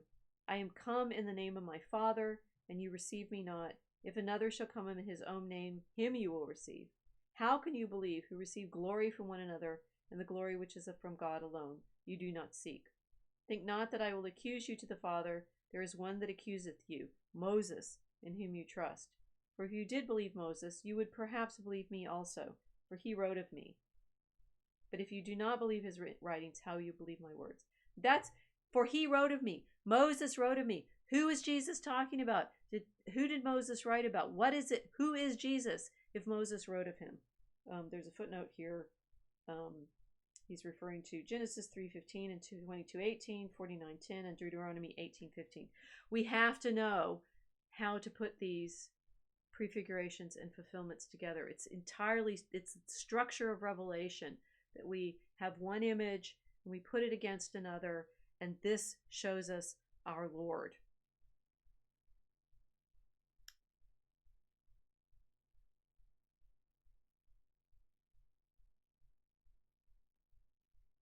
Buzzsaw I worried about which Bible I read.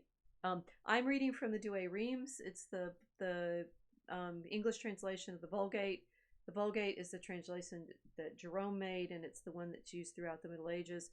Even in the Middle Ages, it was known that there were multiple translations, because there is, within the Christian tradition, a recognition that all of this is translated for us into human language, right? Whatever God communicates to us, this is Augustine, he had to become incarnate, lower himself into our physical we state to speak to us so that we could hear him. But obviously this is all imperfect. We pray to be able to rejoice with the angels in heaven and see God face to face, but now we see him through glass darkly. That glass darkly includes the translations that we're dependent on. And even if you have the Bible in, quote, the original languages, it's still a translation from God. So if it's in Greek, if it's in Hebrew, if it's in English, if it's in German, if it's in, I gave a talk some years ago at the Museum of the Bible, and the best part of their exhibit was, there were a lot of interesting parts of it. They start with some Dead Sea Scroll copies and take you through the history of manuscript and printing, but they end with a room that's all of the translations of the scriptures. Christians understand that God is always translated to us through our own inadequate language. It's imperfect. There's conventional symbols, right? So don't be worrying about finding the perfect magical translation. That's where we get into magic, when you think, I need this perfect translation so that I'm in possession of the purity. It's all impure because it's all through our own understanding.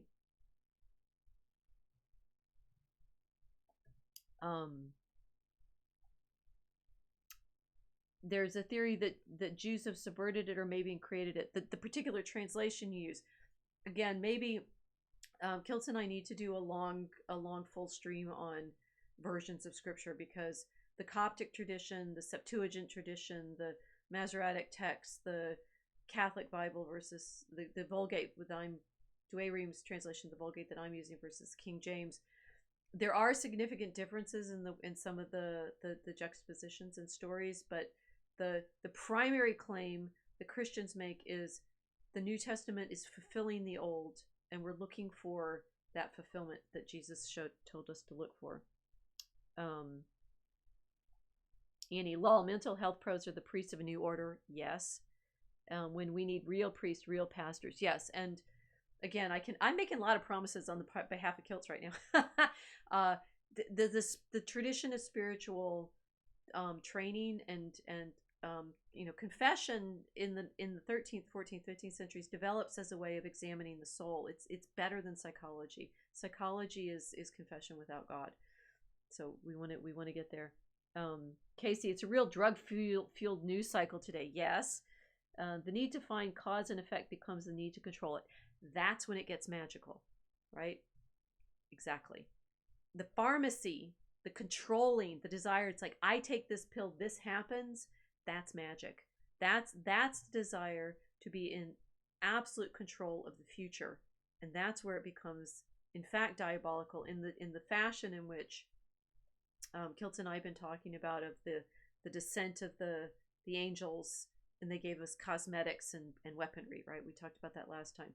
That this absolute desire for control is always the tell of the diabolical. If you're in any situation where you think, if I know this, I will be in control of it, then you've fallen into the temptation of the diabolical, which inadvertently gave me the answer to why I was just like, the tarot, it doesn't do that, even in the way in which, the carnival readers that you go to at a Ren fair, or I once had someone who is a more serious reader talk to me about it, and I'm holding off explaining what I think is going on here for just a little second longer. That I think for the most part what's going on is a conversation between the person with the cards and the person who needs to talk something out, right? I've gone to, in the Renaissance Fair, I've gone to one of the readers there a couple times, and both times she told me basically the same story, which was fun the first time I did it. Because like, I love all these things that she's telling me. And then you realize, of course, skilled readers are there to make you feel better, right? You're basically having a drink with your girlfriend. And they are suggesting things to you and watching how you respond. There's, the only magic in it is their ability to, I mean, if we want to go in the Petersonian trajectory, baffle garb, cold call stuff, right? That they're looking for you to suggest things to them to read about. But there are certain defaults that I think most readers know to start with. Women care about romantic relationships. We do. Man, I don't know whether you go to tarot readers. Maybe it's mainly a girl thing. And you're basically going to your girlfriend and saying, does he like me? Are my kids going to be okay? Does my dress look nice? Right? And in that sense, they're basically mirrors, right? They are trying to give you a little boost, and I'd say how much of the paranormal world, how much of the, at least in this tarot, all of these counselors that are around the neighborhood. I mean, we have a few tarot readers in the neighborhood.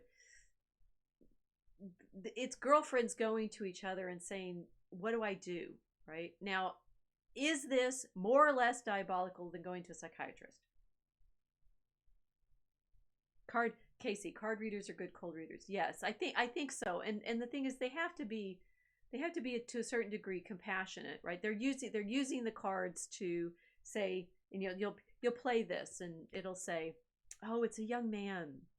He seems to be concerned about money, and they're waiting for you to say, oh yeah, that's my son.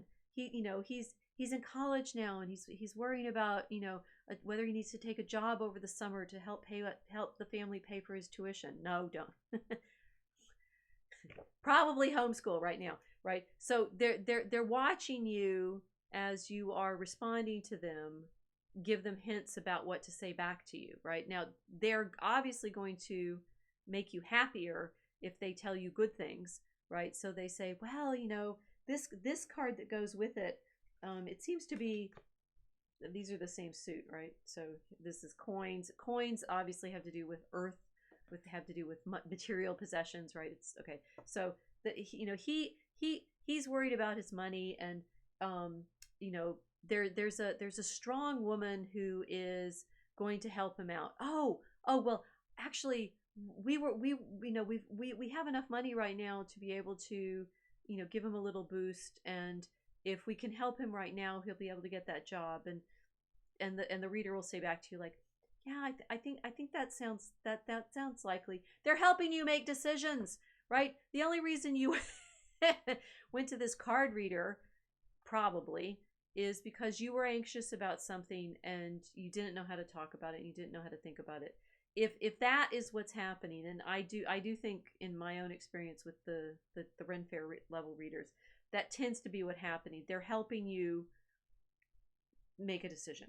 They're helping you talk through something. They are literally not telling the future because they can't. There's nothing that they can say from a random draw of cards that says even as much as the weathermen pretend to be able to tell you about what's going to happen tomorrow. And if you looked at the weather this morning before watching my live stream, you're more in fortune telling mode than these cards are, right? They're to a certain extent they're helpers in you meditating on what you're worried about. Buzzsaw Bear. Rachel, what is the meaning of life? The purpose of life is to praise God. I get that from Tolkien. No, that our purpose, we are made. The meaning of life is insofar as we are directed towards our Creator and thanksgiving and joy at our being made in His image and likeness. And the purpose of life is to sing those praises with the angels. You've heard it from me. Okay. Buzzsaw Bear, I asked Vox what is the meaning of life. He had a good answer. The meaning, the purpose and meaning, the purpose of our life is to praise God. And we are definitely made to be singing in joy at the glories of creation. And when Tolkien answers that question, he talks about how he sings the Psalms for Lauds and the Benedicite each day. And if you start your day with lauds and the praises of the creatures, you are embodying your purpose, which is to praise God.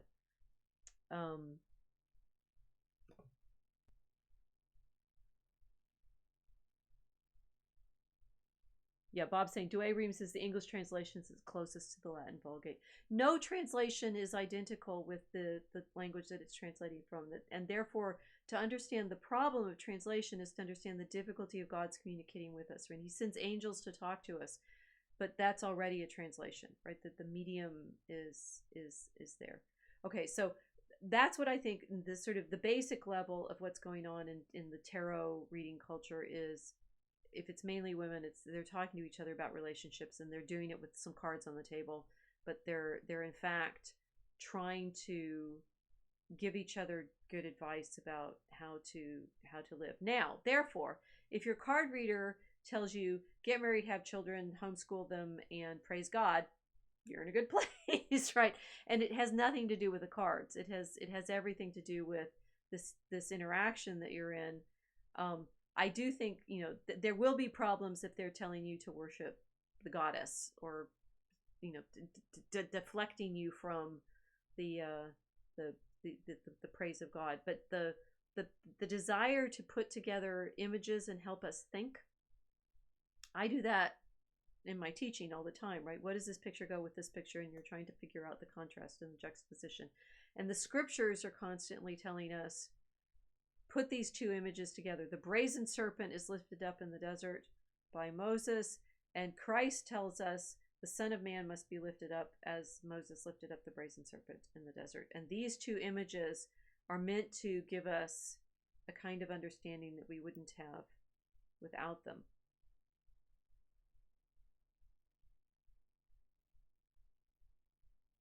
Buzzsaw Bear, you're really was Vlad the Impaler godly? That I will leave to another thing. Okay, so the next thing, it's like most of the time the cards are laid out, and they're laid out in patterns, and the patterns are meant to have meaning, and you'll have past, present, and future. You can do the Celtic cross, right? It's a cross layout.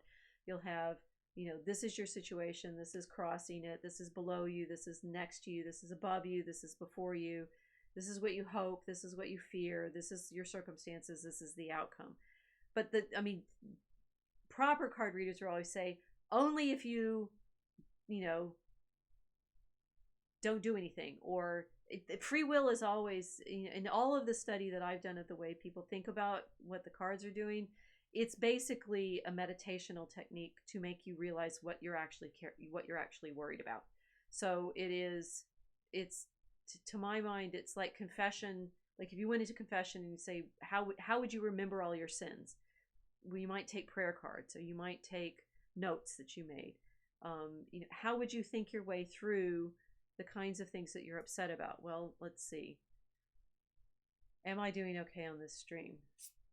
A star. Oh, that's nice. So I guess, right. Have I predicted that, or am I going to take this as a way of focusing myself to say, you need to think about the way in which, we're looking for patterns in the heavens, in the medieval tradition, maybe they go for astrology, which is a problem, but on the other hand, they also believe that the angels are up there, the celestial intelligences are moving the planets. Is it a problem that, we think that the heavens have an effect on the earth? Hard to say. Contemplations on the tree of woe. Maybe one day he'll be writing about that, because I know he thinks about this sometimes. What do we do with the fact that we are in a meaningful environment and we're looking for meaning constantly? Now, the next layer and the last layer that I was thinking about is we can take sets of pictures and decide that they have a story. And you will know from what I said about the evolutionary psychologists and the desire to look for faces and everything, we're really good at just so stories. We're really, this is why conspiracy theories are a problem, right? Because how do we know that those things go together? How do you know that this happened and then this happened and then these people were benefited by it, that was an intentional series? How do you know? Okay, you're just in my world as a historian of trying to figure out cause and effect constantly, and you realize why I'm a little more comfortable with all of this, because so this series means, let's see, justice, so some kind of judgment has been in the recent past. We're looking for insight and enlightenment through the star, and 10 is a number of fulfillment, so emotional fulfillment from doing this live stream with you guys tonight. Oh, big mountain bear. Does that mean Christ is equivalent to the serpent? How does that analogy work? Aha! That is the entire mystery that we're trying to explore in Draco Alchemicus. But we know that it is we know from Jesus's reference to that image, and I think it's John 3:14. What is John? I should know off the top of my head because it's in our trailer, right? When he says, yes, I did remember the number verse, right? So Nicodemus is talking to Jesus and asking, how can a man be reborn in the spirit? How can these things be done? Jesus answered him and said to him, art thou a master in Israel and knowest not these things? Amen, amen, I say to thee, that we speak what we know and we testify what we have seen, and you receive not our testimony. If I have spoken to you earthly things and you believe not, how will you believe if I shall speak to you of heavenly things? And no man hath ascended into heaven, but he that descended from heaven, the Son of Man, who is in heaven. And as Moses lifted up the serpent in the desert, so must the Son of Man be lifted up, that whosoever believeth in him may not perish, but may have life everlasting. Now so those 5 verses, Jesus is saying, you should know this, Nicodemus, master in Israel. But what if I'm testifying to you and you don't understand me? If I'm speaking to you about things that are earthly for us, how are you going to understand the things in the heavenly realm? No man hath ascended into heaven, but he that descended from heaven, the Son of Man, who is in heaven. Now, Jesus is talking about himself as the Son of Man, and he's saying he's also in heaven at the same time. And then this image of Moses lifting up the brazen serpent in the desert, so must the Son of Man be lifted up. Medieval images of the crucifixion will often show Jesus all twisty. It's because they're trying to show he is the serpent who's lifted up. He is the antidote to the venom. He is, as when Moses lifted up the brazen serpent in the desert, that anyone who should look on it should be cured of the snake bite. So the Son of Man is fulfilling that prefiguration by being lifted up on the cross. He is the antidote to the poison. We know, I'm working on a talk right now to think about the way images help us in understanding these mysteries, and looking at Bede, who is one of our early English commentators, right? He's writing in the 7th, 8th century. He talked about how there were pictures that were brought from Rome on panels. They're panel paintings that are brought from Rome by his previous abbot, Benedict Biscop. And one pair of these shows the brazen serpent and the crucifixion. This is a very ancient juxtaposition. So you have Moses lifting up the serpent in the desert, and Christ lifted up on the cross as the serpent. and these two images create meaning together in that juxtaposition. So Christ is, and this is the layering of medieval exegesis that I've been practicing, trying to explain to people for all along, that understanding the way they think in these paired images, these juxtapositions. I mean, this is, to my mind, why when Milo started talking about things and I could see him in his performances, I could also see the imagery that he was using in his costumes. I wrote a lot about that, in his sets and things. He was thinking in these figures, which he learned. I'm convinced he learned partly from his studies in Catholic theology, writing for the Catholic Herald, but also in all of the songs that he sung growing up in Canterbury. That it's in our hymns. It's in all of the imagery is in our music. All of these juxtapositions are the meaningfulness on which Christianity depends. Christ is the brazen serpent lifted up in the desert. We do not know who Christ is unless we know that he's also the brazen serpent lifted up in the desert. So meaning for us depends upon these juxtapositions, because otherwise he's a man who was crucified under the Romans, and we don't know who that is. We don't know what it means. We don't have any referent for why it mattered that Jesus was crucified.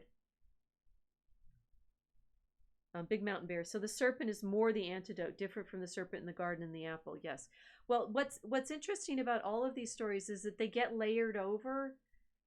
Again, this is one of the big projects that we have in the Mosaic Ark is helping everyone practice seeing these juxtapositions. If you watch our intro sequence, and we have the image of the window and then the mosaics under the title phrase, and it's got some pigeons, and it's got Chartres and the labyrinth, and it goes to the pigeon again, and then it goes to the books that I have, and then the rainbow and the lights and the signs and the sun, and then the ark, and then the ark, and I've forgotten what our last image is. It's all of those apses, right? The juxtapositions of Christ in majesty surrounded by the evangelical animals. That is the mode of knowledge for Christians, that symbolic contextual referencing that makes us practice seeing Christ as the fulfillment of the scriptures. And that kind of exegesis is what's, the whole first millennium of Christian theology is in that mode. It's in seeing the poetic fulfillment of the scriptures. It's seeing the Psalms fulfilled in Jesus, that constant referent and juxtaposition. Now, that is why then we end up with these arguments about whether Lucifer is Satan. It's like but Christ is also the morning star and therefore the light bearer. The twinning seems to be an element of what we're able to understand about the heavenly realm. The Big Mountain Bear, the brazen serpent is also the pharmakia imagery, correct? Yes. But this is the problem. It's right that we're deceived constantly, that here's the serpent showing us the brazen serpent, and we get it's like this, the caduceus image that modern medicine uses. The serpents are surrounding that, and yet we should look to Christ. That how do we discern between the fake and the true? How do we see? And this in our Draco Alchemicus poem is very much the point, that we have the dragon and we also have the Christ figure, and we're hoping through the poetry to help people practice understanding that their mirror image, there's this twinning of referent and images, which is also why we talk about Israel. The church is the true Israel. It's revealed in the story as the fulfillment of the Israelites wandering in the desert. Right. Annie, stories is layered over each other. Yes. This is why cultural, creedal, tribal coherence matters. Well, we are our stories. And that's what, I think all of us in certainly unauthorized, but in the bear community, in our Arkhaven community, we're learning to think in pictures again. We're learning to think in these references and juxtapositions and reference, and that our community is going to be the one that understands itself through these stories. Communities create themselves through their ability to recognize themselves in the stories. And insofar as we have a story, well, you obviously, I believe it needs to be this one. It needs to be the scriptures. And to recognize ourselves in those stories is what is absolutely critical. Big Mountain Bear, could it be our need to crucify the lower nature? What do you think? Yes, and that's at another. You're gonna have to come back and ask me that in another stream. That the way in which we are embodied but also spiritual is a huge challenge for us. As I've been thinking about, it's like, why do we end up with all these tests all the time? Well, one, because I think Fox is right. He's like, we're leveling up. We have to keep being tested. Without these tests, without these challenges in our physical nature, we don't become what we are supposed to be spiritually. We're meant to be embodied. So the body is not lower. It's an element, a necessary element to us. Our lower element is our fear. Our need to figure out Jesus has told us what the story is going to be. And we constantly trying to keep controlling it and fixing it. The desire to fix the story, to cheat, to rig the game. Maybe it's not the gambling that's the problem. Maybe it's the cheating. It's sticking those cards in your sleeves. Casey, this is why comics are actually an important cultural expression. Yes. And this is the talk that I'm working on. Comics are an incarnational art form. They're very, very important. Mike 1000, don't prophets see the signs correctly? Do we see more clearly in becoming saintly? Yes, but then they have the problem of communicating with us. So the prophets describe what they see, the saints describe what they see, and we may or may not be able to hear them because of our own sin, right? And that's the problem of constantly, training ourselves in virtue. We can't fix it ourselves. Don't try to fix it yourself. You can't. You have to pray to Christ. He helps us fix. He is the one. He is our antidote. But the saints are all, when you finally learn something. Think about this the way when you've learned something and go aha, and it all seems so simple. That's the way the saints see God, I think, right? And it's just they tell us too. It's simple. It's straightforward. It's exactly what He's been telling you. But we, in our sinfulness, can't get to that because we're always in our own way with our sins. Yeah. Casey, our lower element is our need for control, right? So we're back with the cards, and insofar as, the thing is, I think God speaks to us through the scriptures. He speaks to us through His Son. He probably speaks to us through His angels because technically they're His messengers. He speaks to us through our own interactions with each other, that we are inspired. I think this was actually one of Torba's nice insights recently. We are inspired by the Holy Spirit to witness to Christ. So God speaks through us.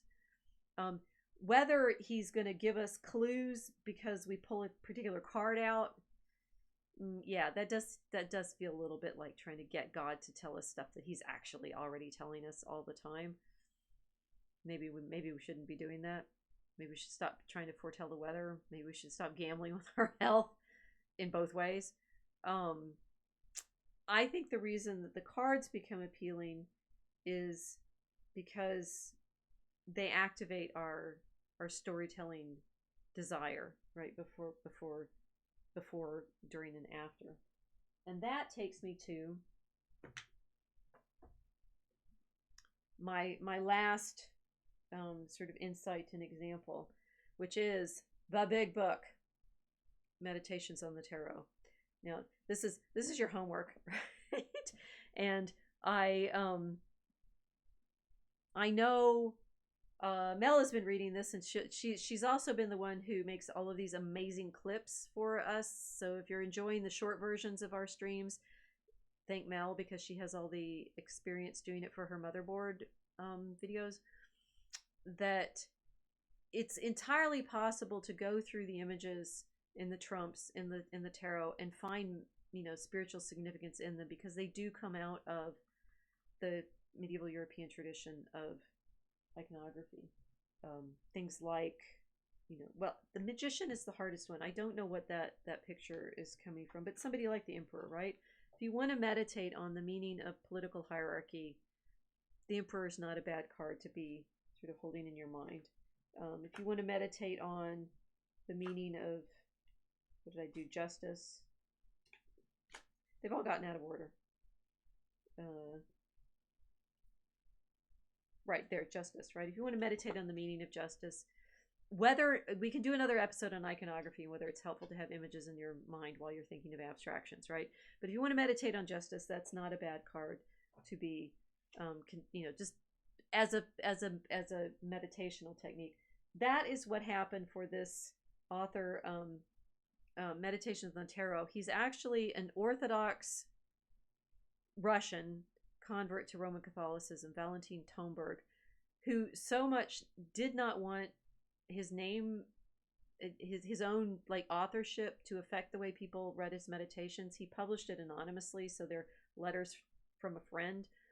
We know now that he was basically like Dostoevskian spiritualist in the sense of very interested in the importance of wisdom in the tradition, which is much more a feature of the Orthodox, both Greek and Russian tradition than it is of the Western tradition, partly because the Protestant Bible excluded the wisdom books from its canon, and so we don't in the Protestant tradition have things like Ecclesiasticus and Wisdom, and they're in here. I talked about the aromatic trees in the last live stream that you get in chapter 24. So the wisdom tradition is a solid element of the larger Christian tradition, and Tomberg was writing very much in that sophiological. How do you understand the relationship of God? It's our wisdom to God, and he did this series of meditations, taking the cards as kind of meditational clues, right? And what's interesting about this edition is we have approbations for it from the Trappist monk Basil Pennington, who's a Cistercian, Father Bede Griffiths, the Trappist abbot Thomas Keating. Thomas Keating is famous because he started the contemplative prayer movement, so the centering prayer based on the cloud of unknowing. There's some that I don't know whether Gerald Epstein authored Healing Visualizations, not but he likes it. Antoine Fevre, professor for the history of esoteric and mystical streams in modern Europe at the Sorbonne, and Richard W. Kropf, National Catholic reporter. Now, if you're already worried about being Catholic, you may be worried here. What's very interesting is that this edition was endorsed by none other than Hans Urs von Balthasar, one of the greatest Catholic theologians of the 20th century. Again, we can be in an argument about the strands of modern Catholic theology, but von Balthasar did a little afterword for this and suggests, that there is in the Catholic Christian tradition a place for this kind of image meditations, a place for this kind of mysticism. And to make his point, he points to someone whom those of you who are readers of Tolkien and therefore readers of the Dark Herald and therefore care about getting the story right should know about, which is Charles Williams, who was one of the Inklings. He's close friends with all of them, particularly with C.S. Lewis. Lewis uses Williams' influence in his That Hideous Strength, right? Which is one of the reasons Tolkien kind of didn't like it as much, because he said it was a little too Williamy. But what the very, like, to get you all tied in here, right? Realizing you're already part of this community, that the essay on fairy stories is originally published in the volume that's in honor of Charles Williams. So Charles Williams is someone, I don't really like reading him because his stories are a little hard for me in other ways. My friend Barbara Newman, who wrote about the tarot card, likes him a lot. She's done some good scholarship on him. But he's part of this Anglo-Christian fantasy tradition of the early 20th century. And von Balthasar refers to him as a place to be thinking about what the tarot means, right? So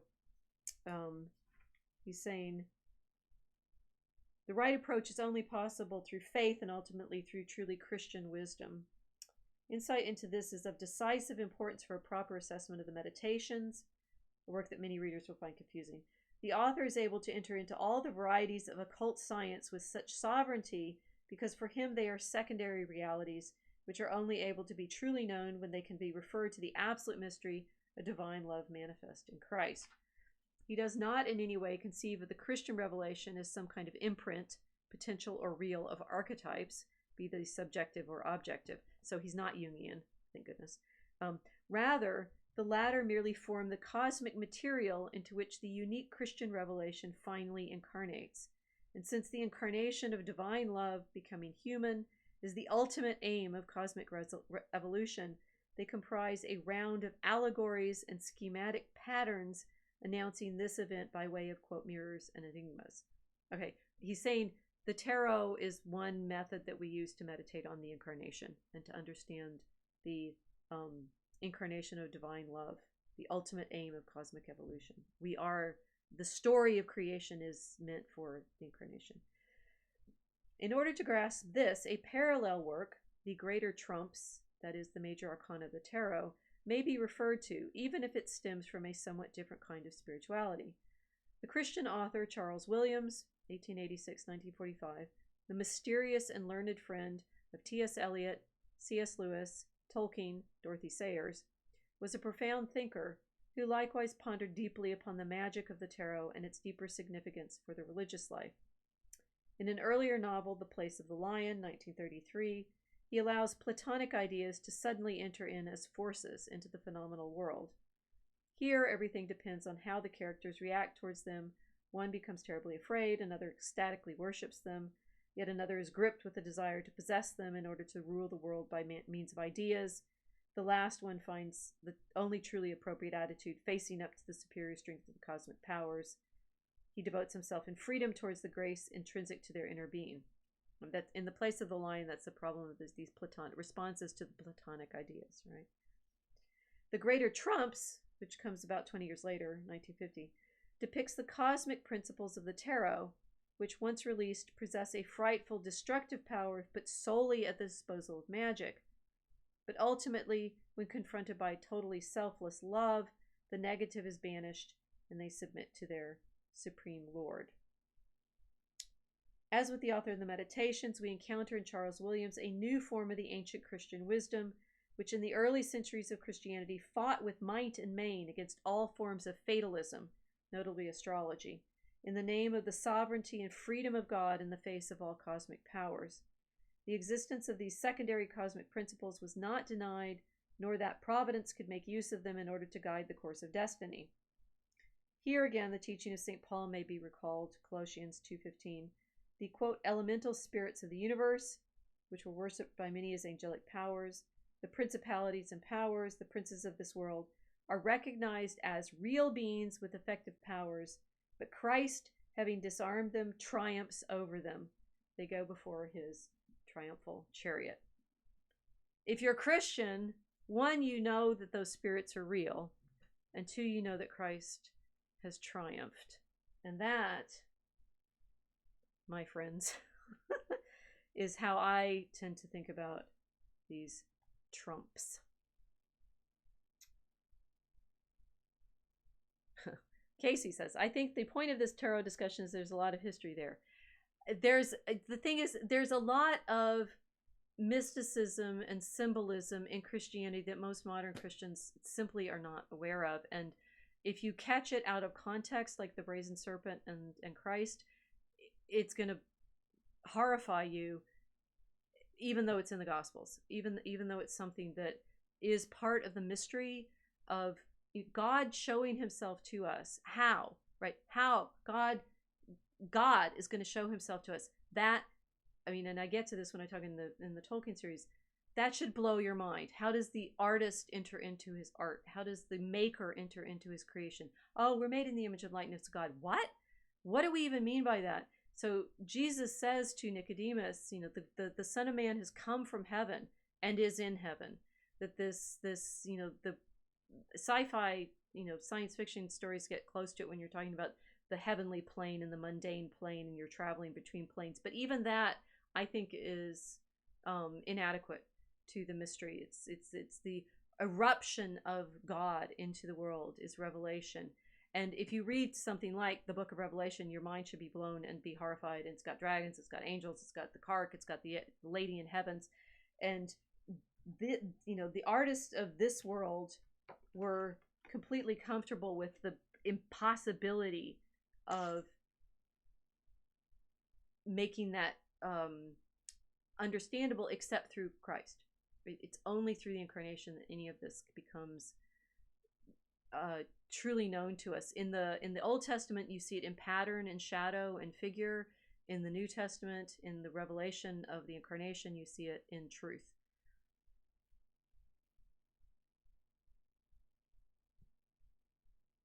I've lost track of where you guys were. Big Mountain Bear, was tarot more in Catholic Western history versus Ortho Eastern? I talked about that at the beginning. It's a playing card game in the West. It's an Italian card game with these pictures, and the divination part is only a modern overlay. It's akin to, well, I mean, the scriptures are the scriptures, and that's different, but it's akin to trying to do divination with chess or Monopoly or something like that. It's trying to make divination off of the play of a game.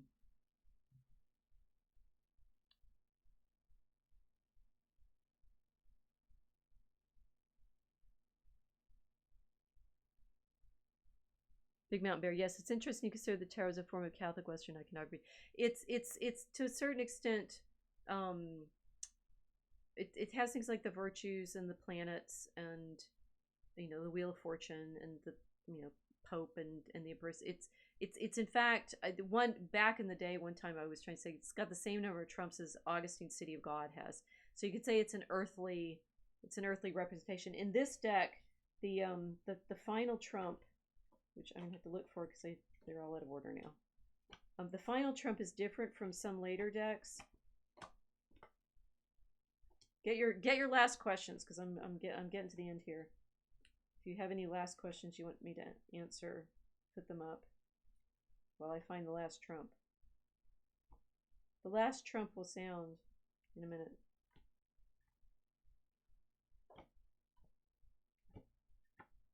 Okay, there's the Chariot. There's Christ. The true conquering, and at the Last Judgment. So that's definitely a Christian image.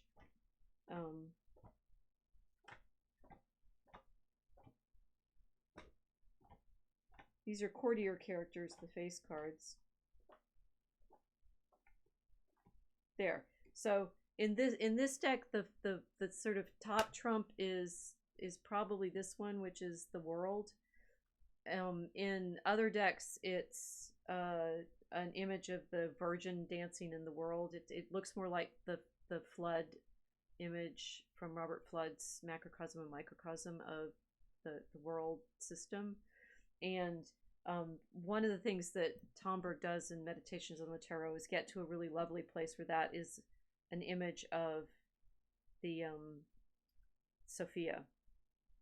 So you can go there, use the Fool, and then the World.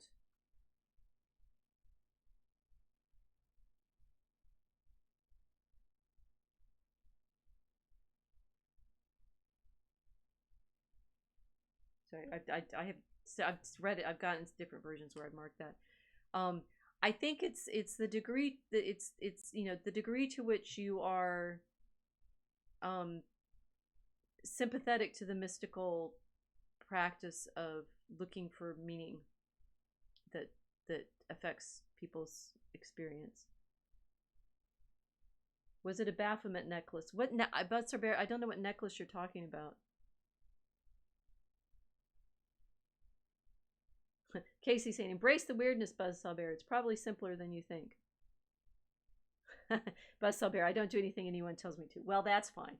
Okay, so it's both less and more, I hope, than maybe the sort of vulgar version of what the mystery is. If you think about the occult, again, we've been talking about this in the Mosaic Ark generally. The occult is the pathetic gimcrack controlling version of the great mystery that we are in as Christians. And you can tell the occult, the occult has a number of strong characteristics. One, it seems to involve sacrifice that we recognize as evil. It is always about seizing control over circumstances rather than praying for God's will to be done. Thy will be done on earth as it is in heaven.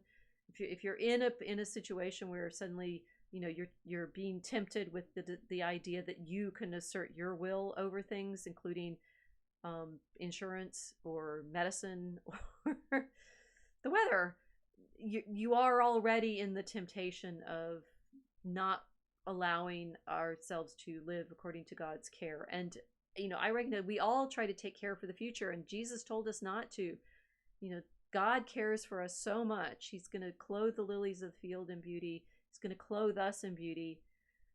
There's being prudent with your talents, but there's also not understanding that you cannot be in control of things. If you do anything, whether it's with playing cards or the weather report, that makes you think that it's not still in God's willing that things are going to happen, you're falling into the divination. Now, in the Christian terms, we still do believe, however, that pre-nominalism, that we can understand the world rationally because we're rational creatures made in the image and likeness of God. It takes nominalists to actually be as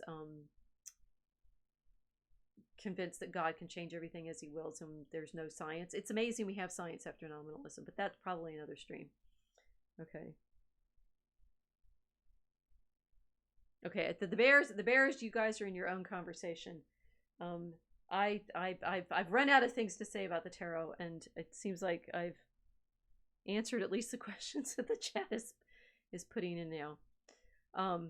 Thank you all so much for joining me. Thank you for taking this journey through the symbolism. I look forward to responses and questions, and we will have more for you next week on the Mosaic Ark. So, thank you very much for joining me. Good night.